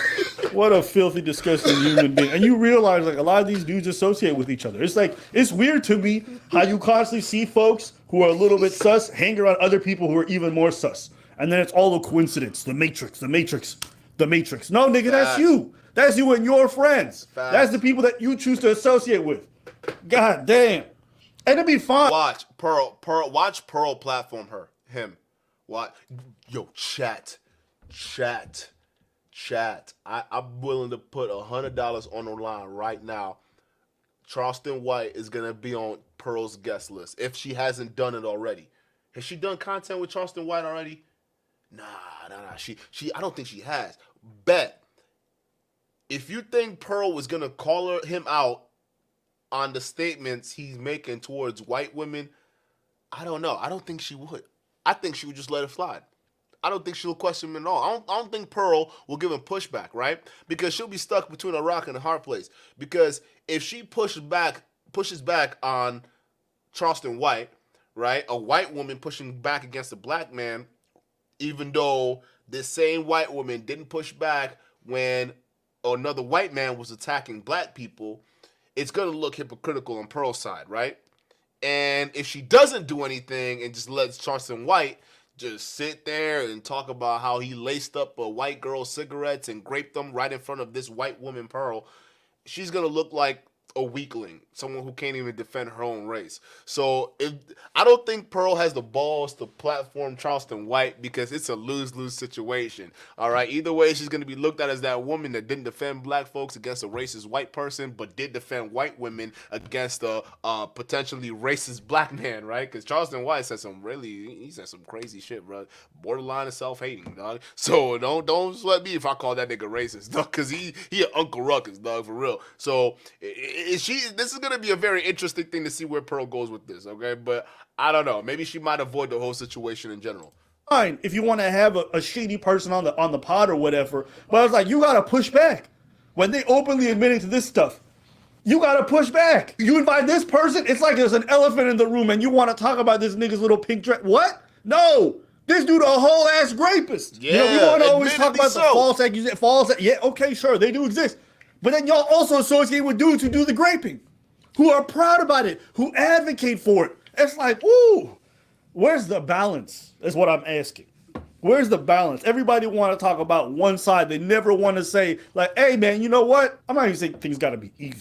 But good Lord, the motherfucker you're interviewing? Do you even know about this guy? No, I don't know who that guy is. I have no clue that guy. I've just seen him on I found out about Charleston White on Instagram because it was off of what he said about King Von, and it was just so shocking. I'm like, yo, this dude. At first, I was kind of mad about the stuff he was saying about black people, and then I kind of listened to some of the stuff he was saying, and he was right. It's just the manner he was doing it was kind of harsh. He was basically what Andrew Tate's doing in the Red Pill, but he's doing that for like black folks. So he's basically grifting. He's basically doing the same thing. He's grifting right now. That's what he done. He's going in, he's grifting off of, the struggle of gang life, black family life, and all those different things. And he was a former gang leader, right? So he's grifting off of that. Now he's getting up there. All this shit's coming out. He's on Fresh and Fit. He's doing all these other platforms. People are now more and more fucking with him, right? And he's making money. He's really getting in his bag. So now, when you're in the bag and when black folks are on top, we somehow find a way to fuck it up.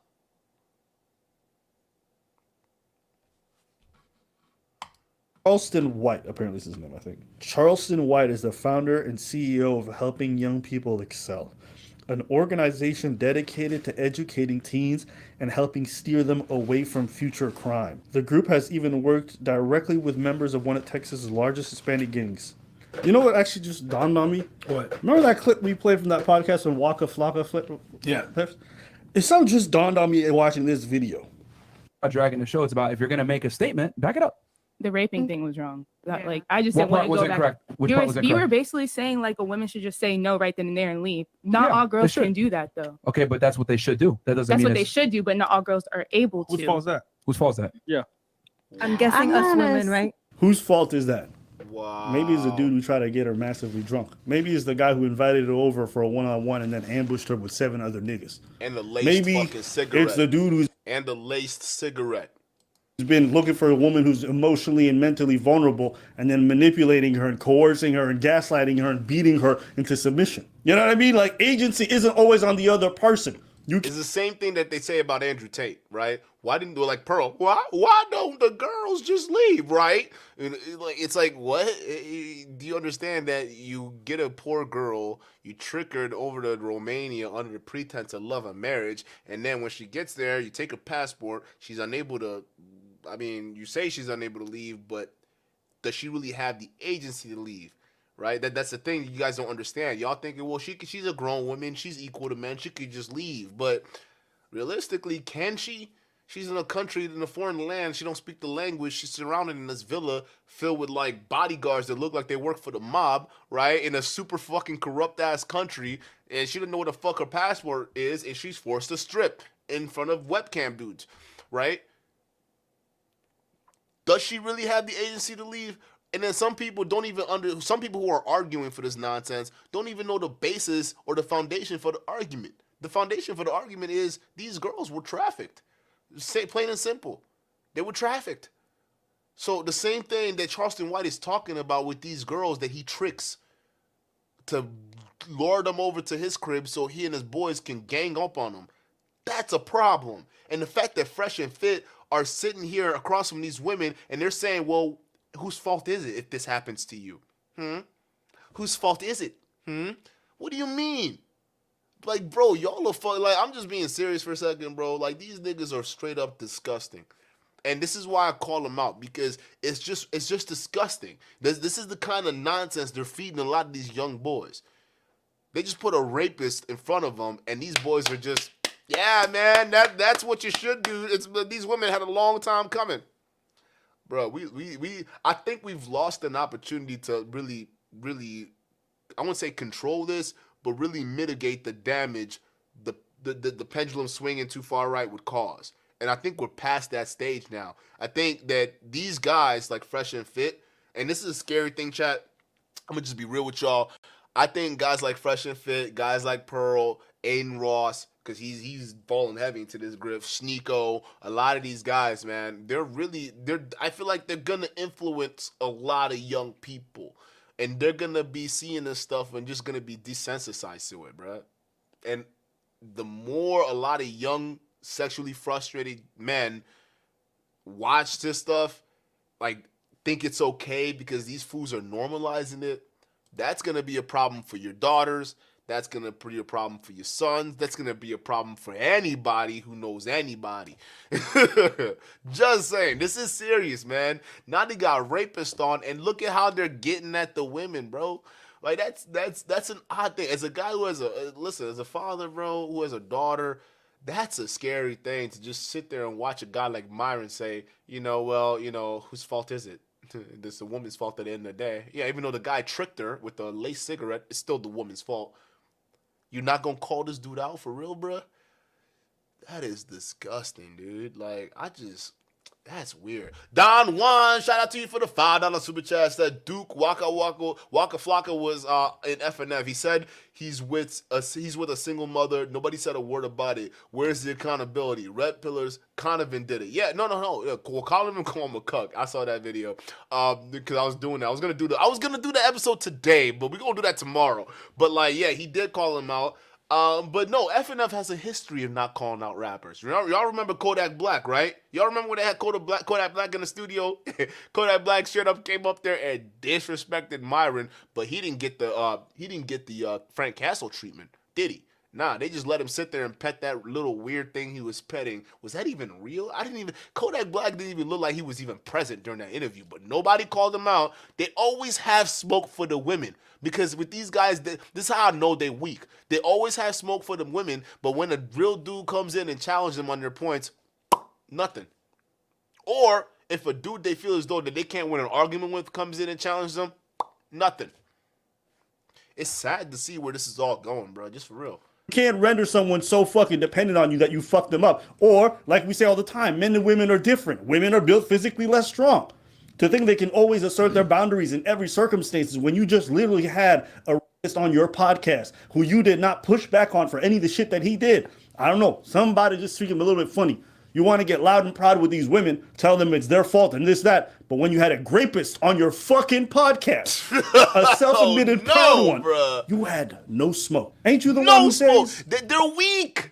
They're weak. I'm telling you, these guys are weak. They only have smoke for women. That's how you know they bullies, dog. They all bullies. They like to bully women into their own fucking worldview of thinking. I'm telling you, these guys have no smoke for the dudes, no smoke for anybody, not even just the dudes, but like there are women out there with solid arguments and they got no smoke for them. But when you come to these OnlyFans girls that don't know a thing about a thing, they want to sit there and badger them with facts, data, and statistics they pull out of their fucking assholes, right? Then they want to sit there and act like they're the smartest, greatest things to earth, right? Because men, not realizing y'all are selling a bunch of bullshit. Y'all are liars. Because your ideas do not represent the real world. Why are we even surprised about this? We shouldn't be. I'm not. It's just shocking that, like, there's not, like bro, like, I really think Andrew Tate did a lot of damage. But the pursuit of money and clout off the backs of men who are not only in pain, but men who are just willing to just see the world burn it's just disgusting to see this play out. Oh, we should get normalized telling people when they say dumb shit. Like, we got to go back to telling people they're stupid. We need to go back to bullying people, letting them know, no, that's not really how the world works. You sound dumb. Change your way of thinking. But we don't bully people no more and tell them they're dumb. We need to go back to doing that. Where's that energy for him? You didn't. Can we? Where's the energy for that for Pearl? Where's the energy for all these other dudes? Like, you're gonna bully them. Like, where's the energy for these dudes, bro? No energy for them. Don Juan says Duke is not scared of Ryan Stone. Ryan Stone's an idiot, bro. If he wants to debate, we'll debate him all day, any day, bro. Ryan Stone, whenever you're ready to get off of Rolo's nuts, okay, I know you dangling off of them boys. You can come holler at me, bro. We can have a conversation. Until then, ain't nobody scared of this dude. This dude's a clown. But yeah, man, this is just sad to see. And say nothing. This man came on and said he did one of the most despicable things a human being could possibly do. Zero pushback. You were basically saying like a woman should just say no right then and there and leave. Not all girls can do that though. Okay, but that's what they should do. That doesn't That's mean what they should do, but not all girls are able to. Whose fault is that? Whose fault is that? Yeah. I'm guessing us women, right? I'm guessing it's our fault. You gotta bear some responsibility. I'm guessing. It's like none of these women respect them. And that's what these dense idiots don't recognize. Like, they actually think that they're talking some sense into these liberal women, and none of them, they're laughing at these clowns, and they don't even realize it. That's just the fucking hilarious part of the whole situation, right? You see all of them, they're just laughing, because, like, these dudes don't know. Like, this dude is crazy. Okay, you're saying responsibility, but like we said, these men are two-faced. They are going to put on a front. Who picked the man? They put on a front. Who picked the men? No, they're lying about who they are. Who picked the men? It's like, bitch, you want everybody to have a lie detector? Sometimes you get duped by somebody. And that's the whole point. Especially when you sell courses on how men can lie to women. Right, y'all put together programs on guys to strategize around getting around a woman's roadblocks. Right, that's the whole thing. These guys sell packages. Donnie Boy sells womanese. Right, his womanese courses are to help men bypass the natural guards and filters women have in place to make sure that they're not getting any kind of random dudes trying to play them. And then when any one of these dudes use one of these Manosphere tactics that they bought from a Donnie Boy womanese course to get around a woman's barriers and break down her walls, and then all of a sudden, boop, he doesn't marry that woman. Boop, he uses her and ghosts her, right? And then these same dudes get mad when these women start putting up more roadblocks and putting up more demands. They said, oh, you women, you're making it harder for men to get dates now. It's like, wait, y'all started it, though. That's what y'all not getting. Like, we got all these little gimmicks, all these little tips and tricks. It's like a game, bro. If we have a strategy, they're gonna have a strategy to combat what we got. And it's just gonna keep playing itself out until we decide to talk to each other. That's what it is. Other than that, you're gonna see these weird little strategies. These weirdos are gonna keep coming out and selling courses to trick you into thinking you need to do more than have a conversation. They're going to try to trick you to say that you need to make 6 figures in order to talk to this woman. They'll trick you to say, hey, you need to be 6 feet tall in order to even have a chance. They'll trick you to believe that you need to be dressed a certain way, looked a certain way, act a certain way in order to have access to it.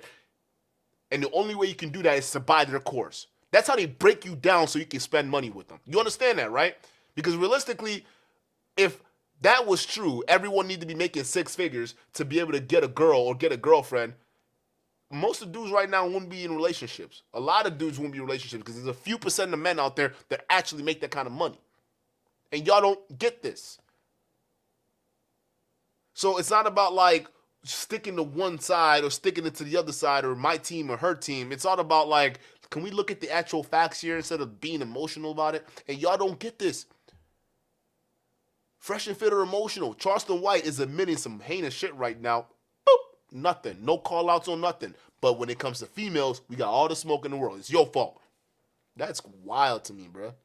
Sometimes you think you're going on a one-on-one date. You show up and it's 7 other niggas. They're never gonna say anything about that. No, it's like every part of the discourse, and what you said earlier was really facts about this being the other side of feminism. The same way like feminists will just be blind. I'll believe all women. All women. This is like it's always women's fault. I'ma just leave. I don't know. I don't feel comfortable when it comes down to the whole conversation and where you guys stand on All right, that. bye. All right, All right, later. bye. There's no Yeah, need to be bye. rude. Just leave. Bye. Just I mean, leave. All right. Bye. 2 more minutes. How you feel versus what's real are two different things. All right, later. Bye. We've debunked culture. Culture is a myth. Rape culture is a myth. You literally had a rapist on and you didn't say a fucking word to her. I don't know. I'm gonna call it grape culture. I don't like that term either. But it do seem like you protecting your own. Just saying. When they talk about how these men protect each other, that sound like you. Because when he came on and said he did that shit, where was your pushback? You ex-law enforcement, but you sitting here cozying up with grapists. Okay. I keep forgetting about that shit. Yeah, he's a whole fed sitting here beside a rapist proudly. And this man runs the Charleston white dude runs a program for the youth. Chat, crazy, bro. Chat. That is so facts, bro. That is so facts. Sometimes I forget that Myron's a fed. Like literally, bro. How are you a former FBI agent? You just sat there and listened to a man admitted to raping women and drugging them, and y'all didn't say shit. Y'all remember when Cardi B did the same thing when she drug and robbed men, and every guy in the Manosphere, they got mad, and they were like, we need to hold Cardi B responsible because she's horrible. That's true, right? But if we're gonna get some kind of justification on that, all right, we can't have these same men who are asking for accountability from Cardi B sit here and avoid accountability for this man.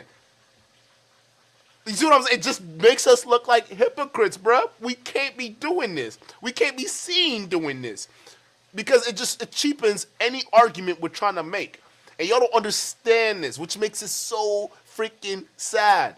Like, this is wild to me, bro. Like, y'all say these things about women, but you're unwilling to look in the mirror. That's why people don't respect this movement.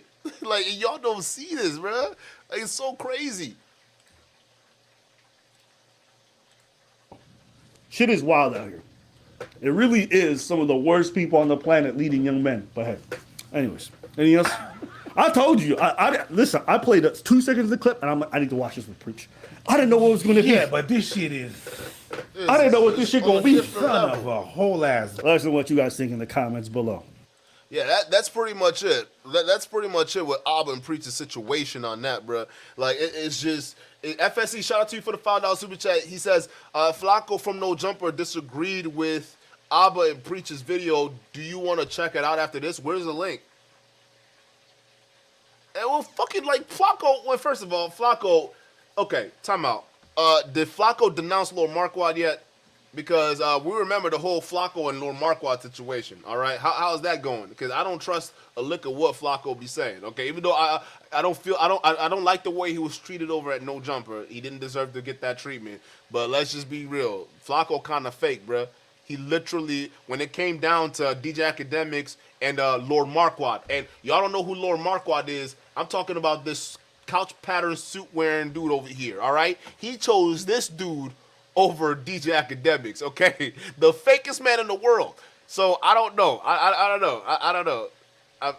We gonna have to send me the video. Let me see the video. Let's see.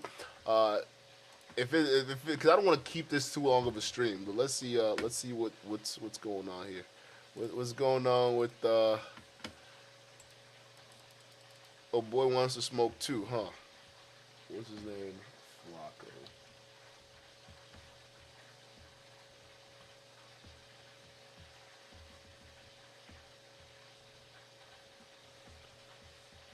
All right, let's see it.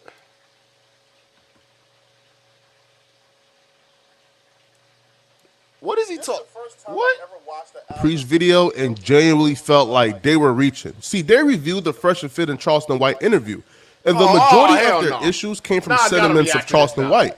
But they grouped Fresh and Fit in the same category as Charleston White to vilify Fresh and Fit and make them look like monsters. We forcibly used to white girls. We used to put crack in their cigarettes.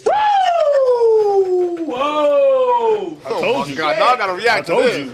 Oh, Lord. I told you. What did this dude say? Yo! I told you. Shall I hit play? Oh, yes, you shall.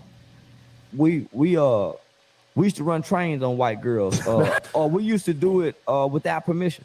So it's not like she came over and said, hey, I want to sleep with all you guys. Yeah. We said, hey, man, that white girl like you. That's wrong. Get over here. And then we put, Oh, yeah, shit. I've already said all I had to say about Charleston White. Y'all know he's a monster. The dude is sick. Myron's response to Charleston White saying that wasn't Myron agreeing with Charleston White. It wasn't Myron co-signing what Charleston White said. Myron said, oh, ish. As if like he just came to the realization, yo, I effed up even having this dude on YouTube. And then we put shit. Oh my God! And you realize, first if it were like, oh, wait, he already said it. I guess we're not gonna stop him.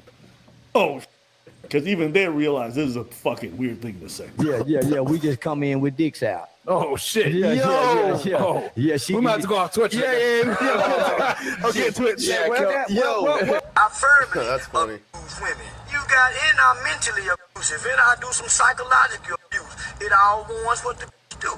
I'm a man that strongly believe that some women need their ass whooping they pussy too. So I'll advocate rape too for some people. Whoa! I told you. Shit. I told you. Yo! I told you. Hey! Yo! I told you. Hey! Hey! Yo! Yeah, that's not good, Charleston. That's not good. Hey! This is the type of person these red pills like to hang out with. I'm just saying. This is where the narrative now starts getting painted. Yo, this is who these red pill dudes like to hang out with. I'm just saying. That's not fair, bro. What? Are you stupid, bro? Who invited Charleston White? Whose platform? It's Myron's platform. He has control over it. Listen, that's like people who are, that's like Obsidian saying that everyone who's getting mad at Pearl for inviting Nick Fuentes is just hating. You're stupid, bro. You're Obsidian right now. That's what you're, oh my God. This nigga's acting like Obsidian right now. Are you dumb? No, they chose to bring that nigga on the platform. And when they found out he was saying some wild shit, they didn't call him out. It's their fault. AbaNPreach is, it's not a far reach, bro. Like, I feel like Flacco is just trying to insert himself in that beef, bro. That's what this is coming off as. It just seems like you're trying to insert yourself between the age-old beef, because we all know AbaNPreach and Fresh and Fit, they're at odds right now. And yes, we get it, okay? Fine. Don't rub it in the face, but don't try to insert yourself into this, okay? Because that was they're 100% right. Listen. I said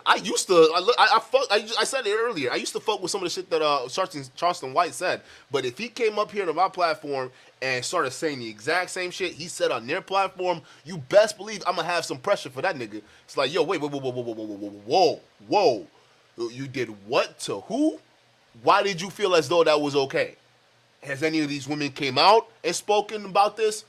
Like, what you ask these questions, you press them. You have them to clarify their positions, because if you don't, it makes you seem like you're going along with what they're doing. And that's what Fresh and Fit made themselves look like. The fact that they didn't call out Charleston White while he was saying all that bullshit, they made it seem like they were going along with it. That's a problem. You dummy. This is why you got to keep your mouth shut, Flacco. Because I done seen CSNBC, NBC, ABC interview the worst of the worst. I'm talking about racists, KKK members, white supremacists, serial killers. Nick Fuentes, call out Sneeko. Call out Sneeko. Nick Fuentes is part of that group. Bruh, what are you doing, Flacco? Flacco, what is this? Flacco, what is this? Are you looking for clout? Is this what this is? You got it now, bruh. Child predators. We've seen multiple outlets interview the worst of the worst, and we labeled that as informational, educational, journalistic. But when Fresh and Fit do it, they're monsters. Oh, they must agree with Charleston White. What, can you give us examples of the predators that mainstream media platformed? Please give us an example, because I haven't seen any more predators being platformed other than this space, bro. Who was that dude that y'all remember? Can y'all tell me the name of that guy? I call him the Predator Alpha, but Playback did a video on this dude, and y'all remember when he said that he banged a 15-year-old girl and their mama? Y'all remember what that dude's name was?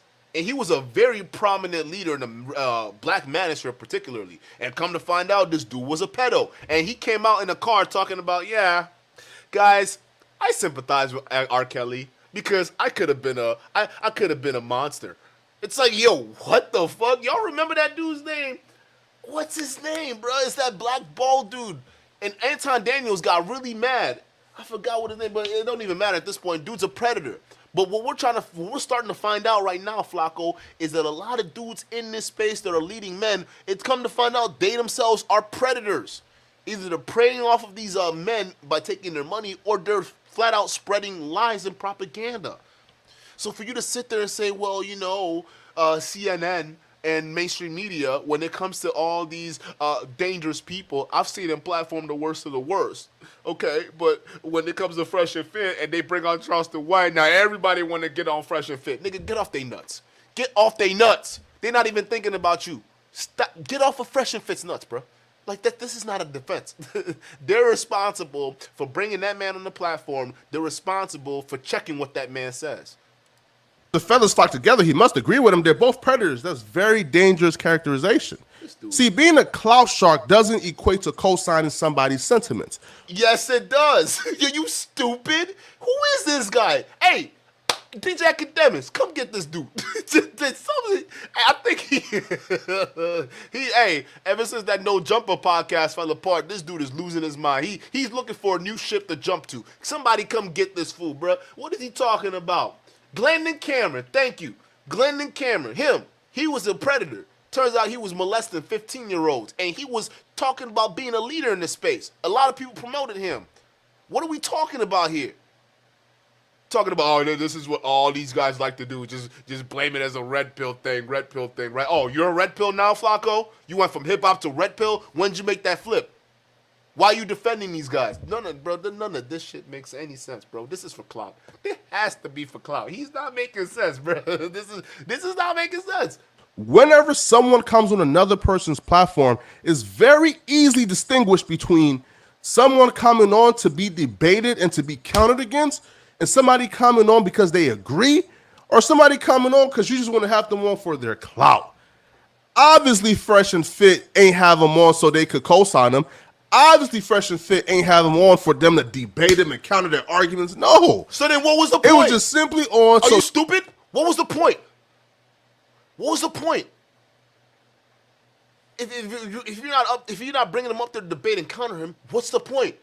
Because if you're not ready to debate and counter the gross shit that people are willing to say, then you, my friend, have a problem. I mean, you probably shouldn't be running a podcast. Because a podcast is all about dialogue. If you're sitting there co-signing a dude saying he openly advocates for raping women and spiking their cigarettes with crack, that's a problem. And this dude is a youth leader in his neighborhood, raping women. He's a fucking Bill Cosby, for peace sake, bruh. And you over here sitting here talking about, well, they obviously didn't bring him on here to debate him, all right? Like, they didn't bring him on there for that. Bro, you crazy. Flacco, get off they nuts, dog. You sounded weird. You sounded mad weird, bro. So he could talk for an hour and they can get a lot of views and his audience to come. Also, it's for clout. You admit that your boys Fresh and Fit are clout chasers. Are you admitting that now? Because that's what we've been saying, but dumb niggas like to deny it, and they call everybody else clout chasers. But you're admitting that they're clout chasing off of Charleston White. That's why they didn't counter his points, right?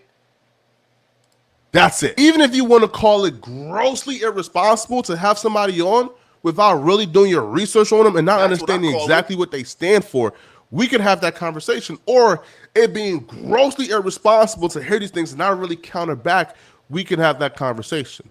But them being grossly irresponsible doesn't equate to them being in the same ilk as Charleston White. You're about to... Yes! Are you stupid? Have you ever heard about the old saying, basically saying that if you see a crime happening, right, if you see somebody getting murdered and you sat there and watched the whole thing, you didn't go to the cops, you didn't tell anybody, matter of fact, you made no move or action to indicate that you were willing to at least help and you didn't want any part to do to the situation, well, guess what happens when the police investigates you, right? They're going to say, hey, buddy, well, you witnessed this thing go down, all right? You could have intervened at any point in time, but you didn't. Why? Okay, well, why didn't you call us afterwards and condemn the behaviors of your friends or the people that were over there? You didn't do that. So to us, from our perspective, you're just as guilty as they are. That's an old saying. If you see something and you don't say something or do something or take action, you're just as guilty. Fresh and Fit platformed a guy And listen, if you want to talk about them platforming Charleston White and not knowing about this nonsense he was going to say, fine. But the fact that they knew afterwards that he's saying this stupid shit and they didn't counter him or any of those points, they're just as culpable. Matter of fact, they laughed at it. And then the other podcast, you see him holding other women accountable after they got raped. And here's a guy saying, ha ha, I spiked their cigarettes and we ran trains on them, right? He'll hold the females accountable, but he's not gonna hold this dude accountable.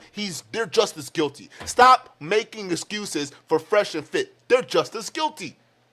Like, and did Myron have like a little? He had a bunch of different what happened with Miss Cheeks on Twitter? Y'all remember when Miss Cheeks dropped a little Twitter thread about how forceful Myron was on her? Huh? Yeah, I can see why Myron is gonna co-sign the same shit Charleston White's saying, because he's no stranger to forcibly, imposing his will on girls in the bedroom. I mean, he's had countless of controversies to prove that already. Like, y'all niggas are crazy. What is this chat? What Here, is just this that. chat? AbaNPreach attempts to paint Fresh and Fit with the same brush as Charleston White and try to group him in the same category as a predator. And to me, that's very dangerous. Nah, B. Oh, yeah, We might have to go off Twitch. Yeah. Okay, Twitch. Yo. Hold on, homie. You got to think about it. We're kids, right? We're kids. Yeah. Because not only it was a different era. It was a different time. Yeah, that was a culture trains? back then. Unfortunately, Okay. A lot of you people out there really consider yourself red pill. Your community will never be taken seriously if you guys, because you're big. Red pill is big on holding people accountable, right? You want to hold women accountable.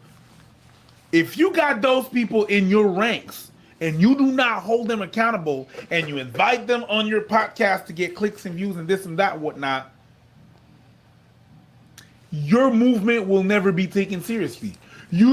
Hold up. Yeah, she lied about the baby. The sexual encounter was a little bit different, and Myron didn't even deny that. The whole pregnancy, that was a different story. But the sexual encounter, Miss Cheeks was telling the truth. There was no lies told there. Especially some of that cringe shit Myron was doing. Hey Myron, I know your game is exactly like that, bro. I've seen the screenshots with you and old girl. You have no game, bro. Myron's game is like throwing it's like throwing brick at a wall of bricks. Okay, you shooting nothing but bricks with this dude, bro. If you take any dating advice from Myron, just know you shooting bricks, dog. Because this dude is like. I don't see how any of his ideas are gonna help you be smooth with women out there. Just saying, bro. So Miss Chicks was capping about the kid, but she wasn't capping about that forceful sexual encounter she had with Myron. That happened. You cannot not understand. These people are calling us misogynistic and not understand why. I mean, you got dudes literally advocating for violence against women. I'm fine with you being red pill. Do your thing. And I understand there's certain people that are red pill and this and that. They don't think like that. The minute these guys are associated with you, and the minute you got these clowns inviting them to, and just not saying nothing like, whoa, okay, not holding them accountable like they hold women accountable all the time. But that's not their job. That wasn't a debate. It was an interview. It's not an interviewer's job to hold anybody accountable or to counter argument. What? Yo, is this nigga dumb? It's not an interviewer's job to hold their guests accountable. Okay, so they just invite anybody on their show and platform them in front of millions of people. But it's not their job to make sure if they're telling the truth or not. It's not their job to make sure that they're making sure that they're displaying good content for their audiences, right? Yo, Flacco, you're an idiot. Flacco, this is a dumb. We're 5 minutes in and it's already fucking dumb. Wow, bro. This can't. The interviewer job is to interview, is to create a comfortable platform to where somebody can come and get out whatever the audience want to hear. How did that work out for you? Huh? When you interviewed Lord Marquardt, we saw how that worked out for you, bruh. You went on No Jumper's platform. You interviewed a guy, okay, that dissed DJ Academics. Another nigga that looks just like you, all right? He dissed him. He dissed his heritage and where he came from, right? Dissed his name, dissed his weight, dissed his appearance. And yet you went on the same podcast, No Jumper, the same podcast that DJ Academics helped you get on to. You then platform his op, and you didn't pressure him not one bit on the bullshit he was talking about of the dude that put you on. You a snake, bro. And you say you're talking about, well, it's not an interview's job to pressure the person he invites and does a guest with. They're just there to provide a comfortable environment.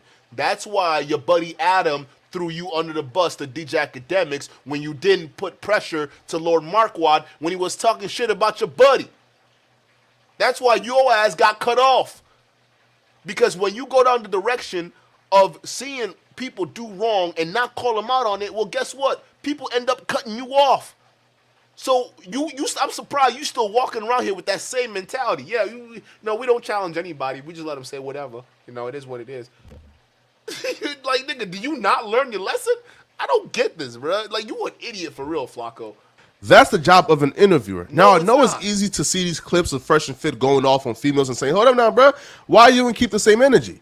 Well, for one, it's very different environments, right? If it's a show where they're debating certain topics and you see them very passionate about certain topics and they're going at it with the females in a debate format, that's a tad bit different than wanting that same energy during an interview. That's what Piers Morgan did, and a lot of us on the internet roasted Piers Morgan for doing that with Andrew Tate. He invited Andrew Tate on his platform under the guise of it's an open platform. We're not going to ambush you. You're going to be comfortable. And then when Andrew Tate got there, he ambushed him, backdoor him, right? Give nothing but counterpoints and try to, make him look a certain way. Well, no, he had a debate, and Andrew Tate handled himself well in that interview. That's just what it was. And Andrew Tate should have gone on there fully expecting that he was going to get challenged for that shit.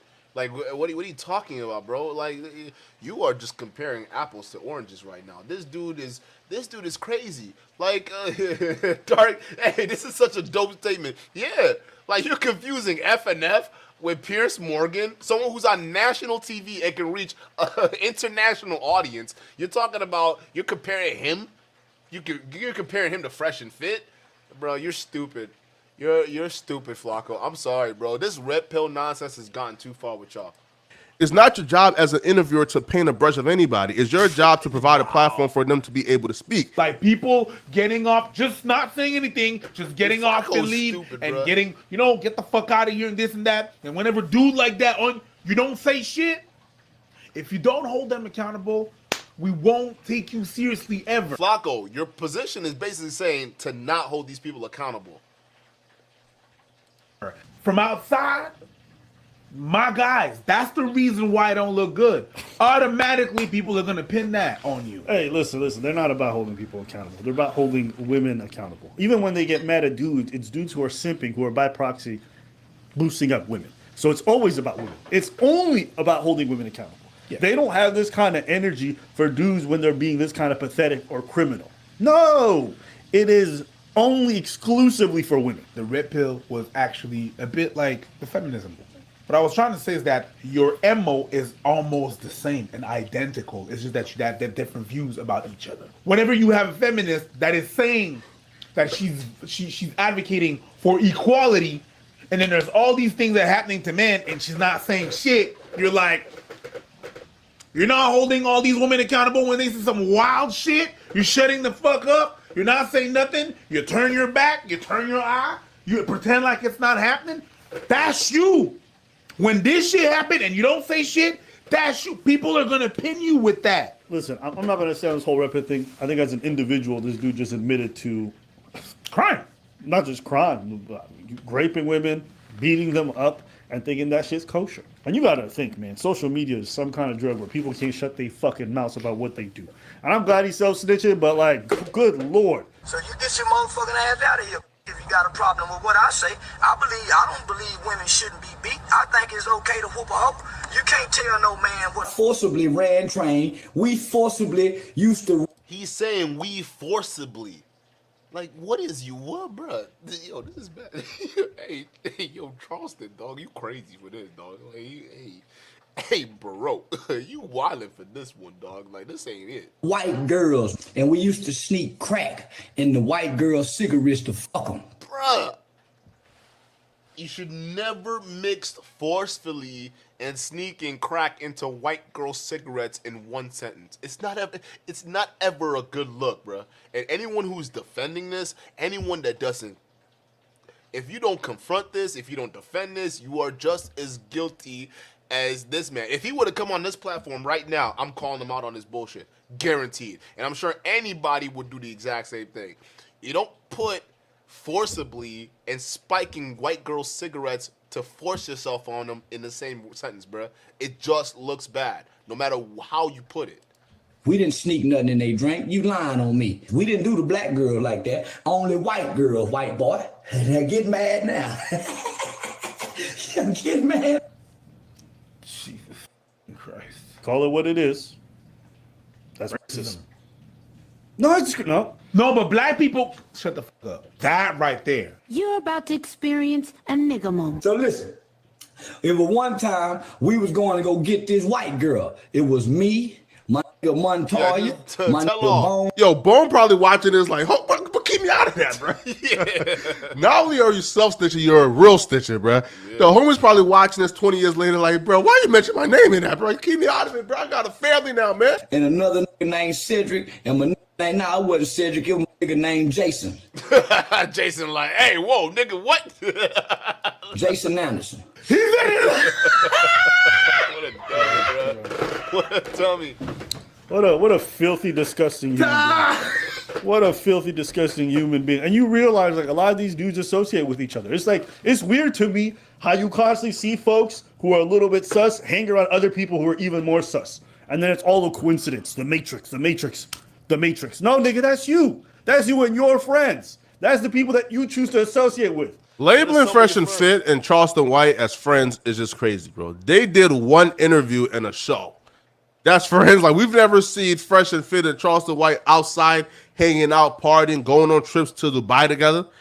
And quite frankly, I'll be real. Like, the only type of weird accusations we seen with Myron was with some like 20-year-old chick who went on H3H3 and pretty much embarrassed herself and proved herself to be a liar, because she never proved that he, raped her or did anything that was too crazy, right? She just said, and he insulted me and I didn't want to do it no more.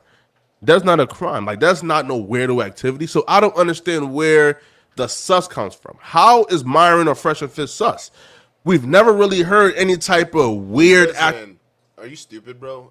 Okay, you may get a point for us not fully verifying if they're truly friends with Charleston White or not. Maybe that's something. But what we're trying to get at is the part that they're responsible, and you're not understanding, is that they are platforming a guy that is saying that he forcibly spiked. What are you talking about? He spiked the cigarettes of girls and then graped them. He advocates for grape. And he said that on their platforms, and none of them challenged it. That's a problem, right? The same thing that we're getting on Pearl for letting a racist come up there and talk about black folks and Africans, and no one challenged. She didn't challenge Nick Fuentes. The same thing. He listen, Fresh and Fit are just getting the same heat Pearl is getting right now for not keeping it 100. They're being hypocrites. They'll attack one group and talk about accountability and responsibility, but when it comes to the group that they fuck with or the group that they like, none's the word. So Charleston White, we're not saying that they're friends, but the fact that they just sat there and let this whole thing slide, it kind of gave the impression that that was their boy. Bruh, get off their dicks, Flacco. Accusations. And the ones that were out there, even AbaNPreach did a video saying, yo, this chick is capping, this is stupid, she's lying on these dudes, even though we hate these dudes, we cannot co-sign this.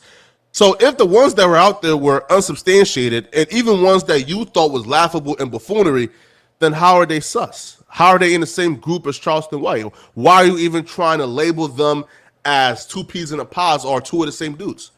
God damn. And it'd be fine if you want to have a shady person on the pod or whatever, but it's like, you gotta push back. When they openly admitting to this stuff, you gotta push back. You invite this person, it's like there's an elephant in the room and you want to talk about this nigga's little pink dress. What? No, this dude a whole ass rapist. We want to always talk about the false accusation, yeah, okay, sure, they do exist. But then y'all also associate with dudes who do the graping, who are proud about it, who advocate for it. It's like, ooh. Where's the balance? Is what I'm asking. Where's the balance? I feel like here they're conflicting two different things. Wanting them to have a more balanced platform and more balanced content is one thing. Saying they're morally irrehensible because they decide to have a dude on who I guess have that history, to me, is crazy. Because there's a slew of other platforms like Soft White Underbelly who have morally irrehensible people on, and guess what? He just asks them questions and they just get their story out. Is he morally irrehensible for having people on and having them tell their story? Is Just Pearly Things morally irrehensible for having Nick Fuentes on? Nigga, you actually made this comparison? Oh, no. I can't believe you about to make this argument right now. Oh, my God. I haven't even seen this video, and I somehow knew this nigga was gonna be dumb enough to compare this shit to Pearl and think it's an argument. Oh, my God. Yo, these niggas are dumb. You can't make this shit up. Oh my God. Yes, bro. It makes Pearl culpable. Matter of fact, the whole reason the Black Manosphere is falling apart right now is because of the decision Pearl made with Nick Fuentes, my boy. It has big ramifications right now. This nigga's clueless. Oh, my side hurts, though. I can't do this. This nigga is clueless. I can't. Oh, my God, bro. Irrehensible for having people on and having them tell their story? Is Just Pearly Things morally irrehensible for having Nick Fuentes on and not really contesting Nick Fuentes or even giving any pushback? Nigga. Wait, where's he from? Is he from Haiti? Is he from Jamaica? Where's Flacco from, bro? Bruh, she was clowning Africans. She was clowning Africans, and Nick Fuentes was clowning black people. Bro, you see, Flacco, when people have criticism against foreign black people or black immigrants and how they like to look down on black folks, right? And you over here coming over here saying, well, I don't see a problem with what Pearl did. You're part of the problem, dog. Okay? Because we're not representing a united front. Just because Pearl thinks that way about black folks don't mean she don't think that way about Africans neither, my boy. So you can't just sit there and just absolve Pearl of all responsibilities, absolve Fresh and Fit of all the responsibilities, and just say, hey, no, it's not their job as interviewers to really check up on what the guests are saying. No, it's not their job. Their job is to just let them come up there and say whatever the fuck they want to say. Basically, you're advocating for them coming up there and spreading propaganda. You're not advocating for telling the truth. Like, what are we talking about here? This nigga is dumb, bro. Like, you are helping perpetuate the division, bro. That's what you're doing, especially as an immigrant, an African, or I don't know, Liberia, right? Thank you, Andre. You're Liberian, bro. This is why when these FBA people come after us, when these Edos people come after us, right? Oh, you're Nigerian and you guys always look down on American blacks, right? Here they see you justifying a white woman looking down on black men and also Africans and not even pushing back, and you're okay with this, bro? You a clown. And you're feeding into that narrative. You're feeding into that divide, just like Pearl is feeding into the divide of the Black Manosphere breaking up. You're doing the exact same shit thing, bro, and you don't even realize it. This is why nobody take you seriously, bro. You stupid. No, she's an interviewer. She's doing her job. If Just Pearly Thing, if Mark from Soft White Underbelly, if they aren't being grouped in the same... Who recommended this video? Who did this? I'm mad now, dog. Whoever brought this video up, I'm mad, dude. Like, why would you recommend this dude? He's not making any sense. Bruh, this dude, I didn't even know he was going to be sucking off Pearl on this one, bruh. This nigga. Category as those people they're interviewing, then we cannot put Fresh and Fit in that category too. Are we going to group Just Pearly Things and Nick Fuentes in the same group as white supremacists and neo-Nazis because he interviewed them? Yes. No, we won't. So it's all that's what the Black Manosphere is doing right now. We think she might be racist because she didn't defend these people. She laughed with the white supremacists making fun of black people. That's a no-no, especially when your platform is built off of black people. Like, what is this? Who is this guy, bro? Yo, I'm done, dude. It's all about just being morally consistent. If we're not gonna group just Pearly Things in the same breath as Nick Fuentes because she interviewed him and didn't give no pushback, then let's not do the same thing for Fresh and Fit. Who is not doing that? Is this nigga not paying attention? Wait, time out, nigga. We are grouping her as part of that situation. What's going on with Pearl right now is the same smoke that's gonna be going on with Fresh and Fit. Ain't nobody letting this shit go. Like they both getting their comeuppance. Where is this guy? How long ago was this video?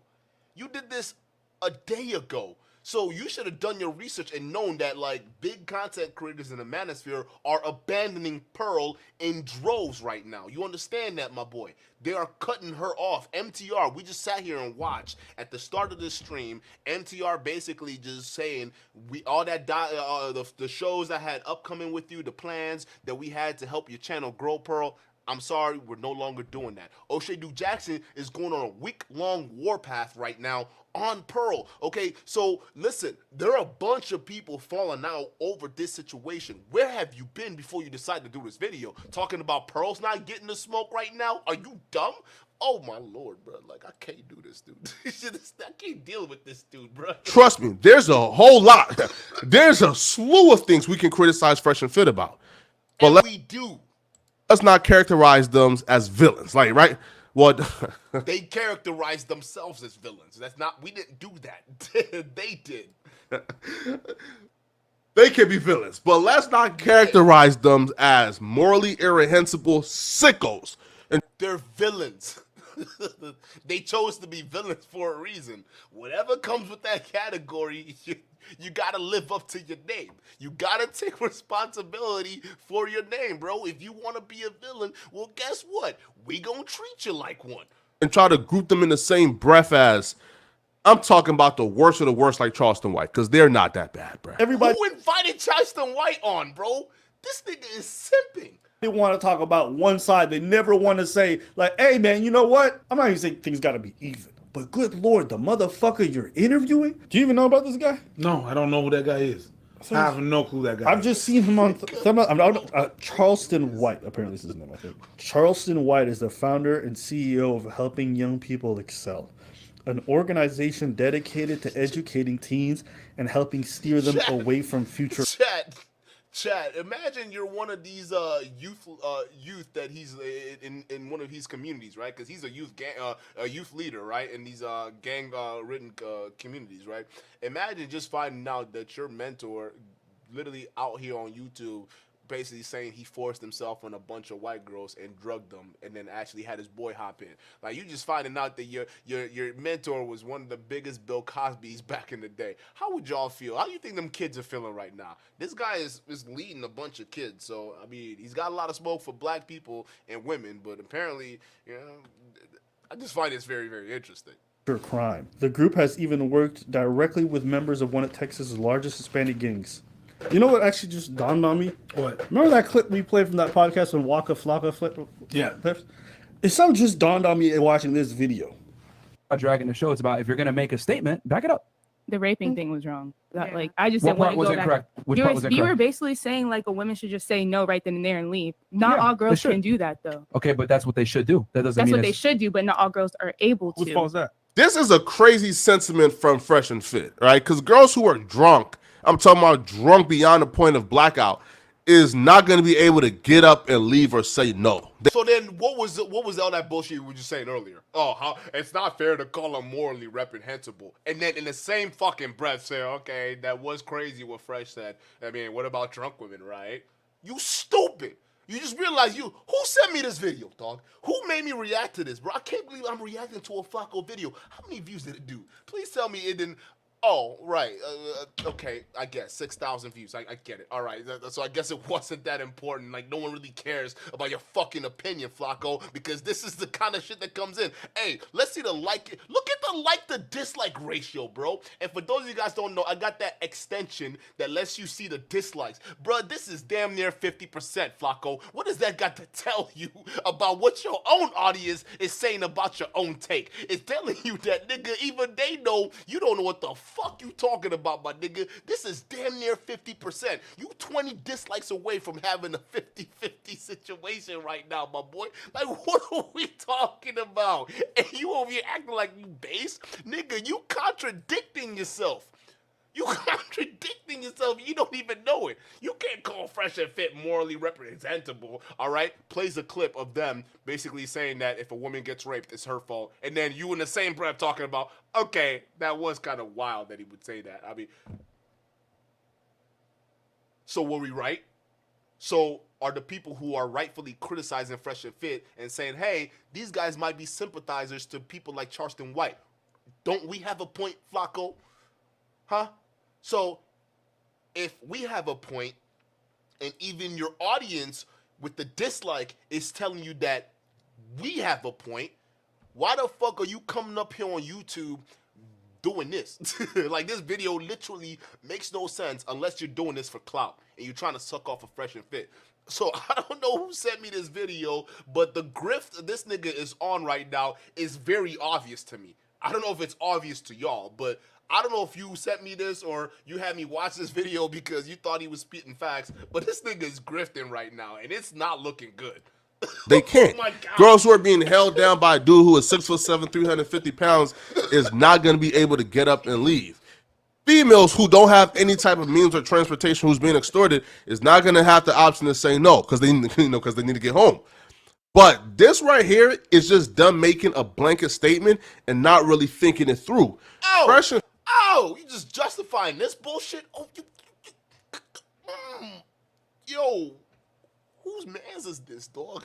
Somebody Fit playing this clip to provide context to further their point that Fresh and Fit are morally irrehensible like Charleston White, to me, is just wrong. Anybody with a brain can easily watch that Fresh and Fit clip and come to the conclusion. You just sat here and said Fresh was wrong for claiming that it's a girl's fault that she was raped. And in the same breath, then said, well, if you were going to use that example and then claim they're morally reprehensible, then you're wrong. You're not making any sense, bro. What is this video? Yo, what is this? Chat, I got to roll back the last 3 minutes because, not even 3 minutes, bro. Let's roll back. Let's roll back this right here. Have a dude on who I guess have that history, to me, is crazy. Because there's a slew of other platforms like Soft White Under. Push back. The false accusation. Where's the? Because they decide to have a dude on more balanced platform and more balanced content, it's one thing. Saying they're morally irrehensible because they decide to have a dude on who I guess have that history, to me, is crazy. Watching this video. About dragging the show, it's about if you're going to make a statement, back it up.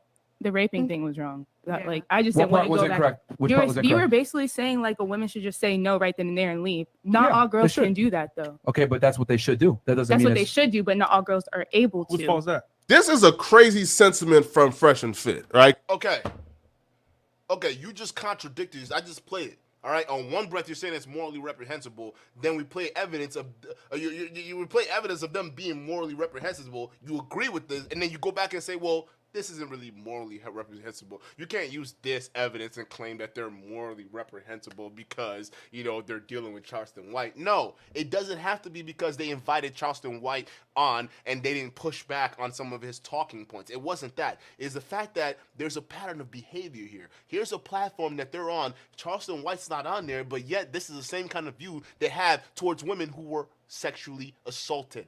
They don't give a fuck. At the end of the day, it's still the woman's fault. So wouldn't you think that having them invite a rapist on their platform to say whatever they say and them not pushing back, don't you think that's also morally reprehensible? Like, what argument are you trying to make right now? This dude is stupid. Like, this doesn't make any sense. Because girls who are drunk, I'm talking about drunk beyond the point of blackout, is not going to be able to get up and leave or say no. They can't. Girls who are being held down by a dude who is 6'7", 350 pounds is not going to be able to get up and leave. I agree. Females who don't have any type of means or transportation who's being extorted is not going to have the option to say no because they need to get home. Exactly. But this right here is just them making a blanket statement and not really thinking it through. Fresh and Fit playing this clip to provide context to further their point that Fresh and Fit are morally irrehensible like Charleston White, to me, is just wrong. Anybody Throw that whole statement away, nigga. Just throw that whole statement away, because it don't make any sense whatsoever, bro. You just, bro, you looking dumb. This is not gonna age well, Flacco. I mean, just from the likes to dislike ratio we're seeing on your YouTube channel right now, it's already not aging well. Okay, listen, you got 170 dislikes to 191, bro. It already tells you niggas are not. Well, let me see what your audience is saying, dog. 'Cause I gotta see what the people are saying. Elijah Williams says, how could Flacco really just give an L take after L take for 20 minutes straight? Yo! He said, how could Flacco easily just give an L take after L take for 20 minutes straight? Oh my God, he getting roasted. Hey, this nigga reporting you, dog. Hey, this nigga reporting you, bruh. Your own audience reporting you, bruh. Yo, Flacco is a sus-ass Darby nigga that is lying about his African-ass hood. Why do you think he takes on this would make sense nigga completely delusional? Hey, is that Marty? Oh shit, Marty, what's good, bro? I see you down there. T Compound said, yeah, it would be. He said, yeah, it was such a reach.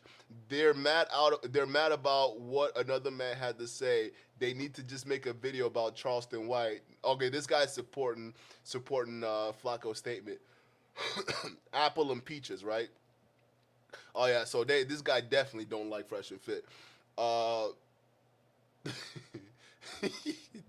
Oh my God. He says they platformed this animal, laughed when he confesses to felonies, and then the biggest criticism they offered was, oh shit, yeah, they have deliberately associated themselves with him.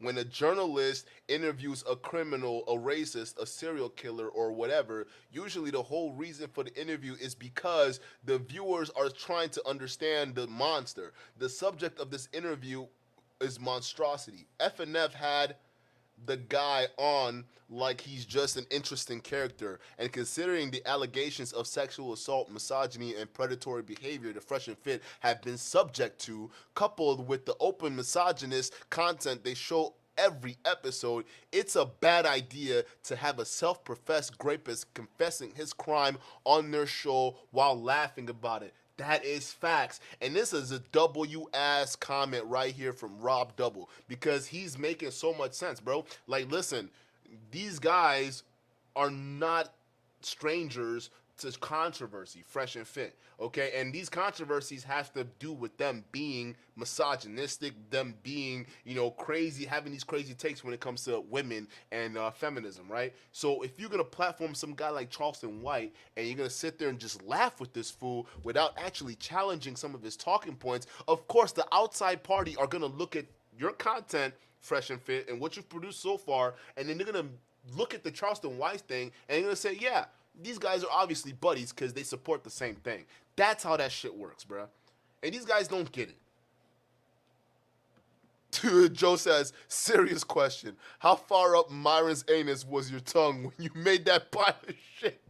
Yo, hey, this nigga keep getting roasted in this chat. Yo, what the fuck? He said, how far up your anus? How far up Myron's anus was your tongue when you made this pile of shit? Hey, yo. Hey, yo. Hey, you getting roasted, Flacco. Because it sounds like you meat riding right now, bro. Just like you meat ride Lil Marquardt, you meat riding Fresh and Fit right now, bro. Clearly, matter of fact, you looking like a Charleston White associate, my nigga. I'ma just be real. It looked like you indirectly sympathizing for Charleston White. That's what it seemed like to me, because Fresh and Fit and them, they're all in the same boat. So, what you trying to say, bro?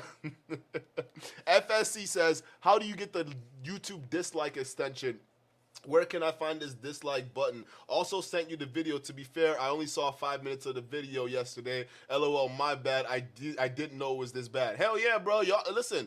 If y'all not gonna do the research, y'all send me something. We gonna do the research. Like we go all the way, bro. We don't half-ass it. Like, and I'm glad we actually reviewed this because, bro, this is ridiculous. I can't believe Flacco would even come out here and say this. It's an extension. It's a YouTube extension. I could do a video on my other channel because I do tech stuff on my other channel. So you can just download. I'll show you guys how to download the extension so you guys can have that for YouTube. But yeah, like that's why I like to have it on there because then you can see what people really think, right, about these videos. YouTube.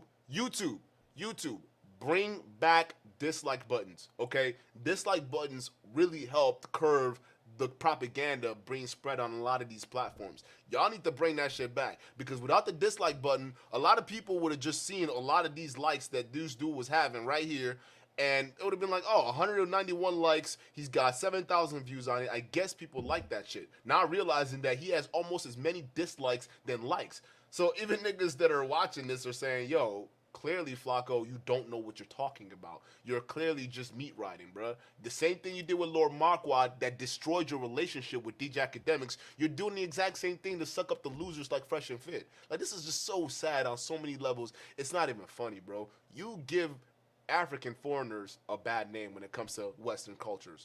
Anybody with a brain can easily watch that Fresh and Fit clip and come to the conclusion they're talking about one particular form of graping, and they didn't think the question through when they were making blanket statements. Obviously. But all they do is make blanket statements, you moron. That's why we criticize them. Or when they make their blanket statements about women, when they make their blanket statements about divorces, when they make their blanket statements about hypergamy and some of these other things, okay, we gotta call them out because they're blanket statements, okay? So them sitting here making a blanket statement about a woman getting raped and not having agency, that falls right in with their MO. The fact that you're sitting here trying to make some kind of excuse for what it is they said and what it is they didn't mean to say, it's honestly quite sad. And it goes back to the other question your own subscribers were asking you. Flacco, how far was your tongue up of Myron's anus for you to create this piece of shit? Because, like, I can smell it through the screen, bro, and it doesn't smell good. Obviously, that clip isn't proof that they were co-signing women who were incapacitated and blackout drunk getting raped. Whose fault is that? Yeah. I'm guessing us women, right? Whose fault is that? This nigga is stupid, bro. I can't. Maybe it's the dude who tried to get her massively drunk. Maybe it's the guy who invited her over for a one-on-one and then ambushed her with 7 other niggas. Maybe it's the dude who's been looking for a woman who's emotionally and mentally vulnerable and then manipulating her and coercing her and gaslighting her and beating her into submission. You know what I mean? Like, agency isn't always on the other person. You can't render someone so fucking dependent on you that you fuck them up. Or, like we say all the time, men and women are different. Women are built physically less strong. To think they can always assert their boundaries in every circumstance when you just literally had a racist on your podcast who you did not push back on for any of the shit that he did. I don't know. Somebody just treat him a little bit funny. You want to get loud and proud with these women, tell them it's their fault and this, that. But when you had a grapist on your fucking podcast, a self-admitted proud one, you had no smoke. Ain't you the one who says, oh, we should get normalized telling people when they say dumb shit? Like, we got to go back to telling people they're stupid. We need to go back to bullying people, letting them know, no, that's not really how the world works. You sound dumb. Change your way of thinking. But we don't bully people no more and tell them they're dumb. We need to go back to doing that. Where's that energy for him? You didn't say nothing. This man came on and said he did one of the most despicable things a human being could possibly do. Zero pushback. You were basically saying like a woman should just say no right then and there and leave. Not all girls can do that though. Okay, but that's what they should do. That doesn't That's mean what they should do, but not all girls are able to. Whose fault is that? Whose fault is that? Yeah. I'm guessing us women, right? I'm guessing it's our fault. You gotta bear some responsibility. I'm guessing. Okay, you're saying. Wait.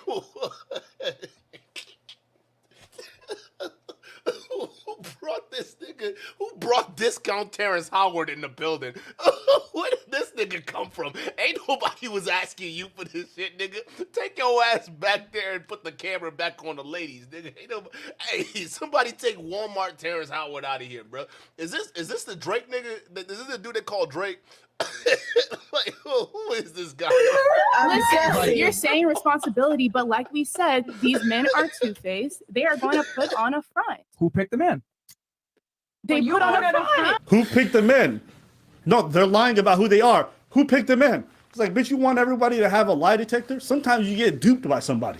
Sometimes you think you're going on a one-on-one date. You show up and it's 7 other niggas. They're never gonna say nothing about that. No, it's like every part of the discourse, and what you said earlier was really facts about this being the other side of feminism. Same way like feminists will just be blind. Believe all women. It's all women. This is like it's always women's fault. I'ma just leave. I don't know. I don't feel comfortable when it comes down to the whole conversation and where you guys stand on that. All right, later. Bye. There's no need to be rude. Bye. Come on, dog. They're wrong for telling the chick, "Hey, bro, like you could just leave, man. Like just go, bro." Right, bro. Waka Flocka handled it the best. Waka Flocka just said, "Listen, man, it's all love. I'm gonna see y'all later." Right? Her wanting to leave, she could just stood up and left. Her wanting to announce, "Hey, I'm leaving, and I'm leaving because I don't." That wasn't needed. I don't think they're wrong for telling her, bro, like, okay, just go. Like, bro, like, stop interrupting the flow. Just go. Oh my god. I just want to just take this dude's face, right? Just grab them cheeks firmly and just no.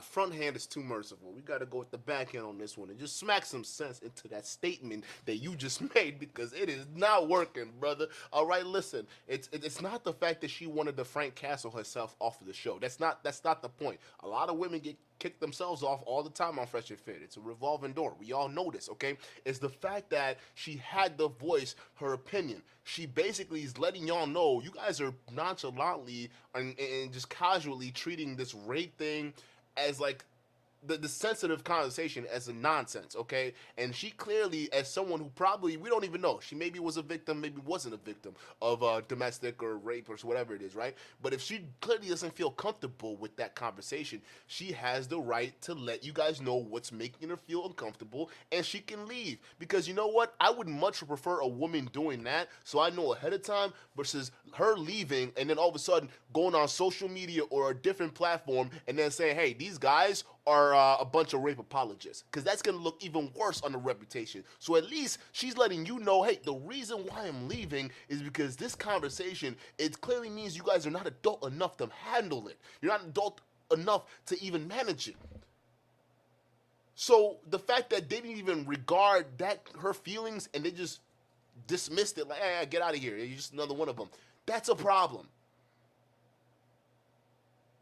So I get it. You don't see a problem with the Flacco, but the outside looking in, they're gonna see a problem with it. And you bringing up Waka Flocka. Waka Flocka handled it the best. Why did Waka Flocka had to feel the need to walk out of their own platform that he got invited to? Like how many times you see interviewers when they invite guests, right? Is the whole point of inviting the guests for you to get them so pissed off they want to leave? Is that the whole point of it? Like that doesn't make any sense. So why is Waka Flocka having the exact same feelings and leaving? Because he feels uncomfortable with the conversations they're having there. So it's definitely not just a woman. It's not just a woman feeling that. It means that the conversations these men are having, they are not mature enough to have this conversation. They're treating it in a very childish and juvenile and irresponsible manner. It's making the adults in the room uncomfortable. Real talk. So you clowning this woman for leaving, but then, ironically not, giving the same energy to Waka, because it seemed to me they both left. That's the common denominator, meaning there's something about this platform that's getting these guests uncomfortable and they're leaving. Can we figure out what conversations they're having? And then we look at the conversations, these guys are totally okay with women being raped. That's what it ends up being. And then you come out here with this foolish ass argument. Well, we can't. Come on, man. We can't call them rape apologists just because they didn't push back on a couple statements. And then in the same breath, they're basically getting caught making statements that support what Charleston White's saying. Well, no matter what, it's a girl's fault. So what if that same girl that got messed over by Charleston White was on that podcast saying, "Hey, it happened to me. I went into this place, I got invited by this dude, and then 7 of his other dudes were there, and I felt scared, and I couldn't leave, and they all took turns having sex." Is Fresh and Fit going to say, well, whose fault is that? Is the woman or the guy who tricked her into coming there? This is why your fucking argument is so childish, Flacco, and you need to go back to the drawing board, because I don't know what promoted you to just put this bullshit up. It doesn't make any sense. It makes you look ignorant, and it makes the whole movement look weak. Guys, I appreciate you being here. This is a long stream, but I'm gonna chop this up because this whole AbaNPreach thing is a whole different segment, but it somehow still had to do with the Pearl situation. So it's gonna be together but separate. So I'm gonna chop it all up so we're not watching the whole thing. But man, this was a monumental stream, bro. The Manosphere is falling apart, and listen, we got a lot to cover. So I'm gonna catch you guys tomorrow on the next stream. Peace.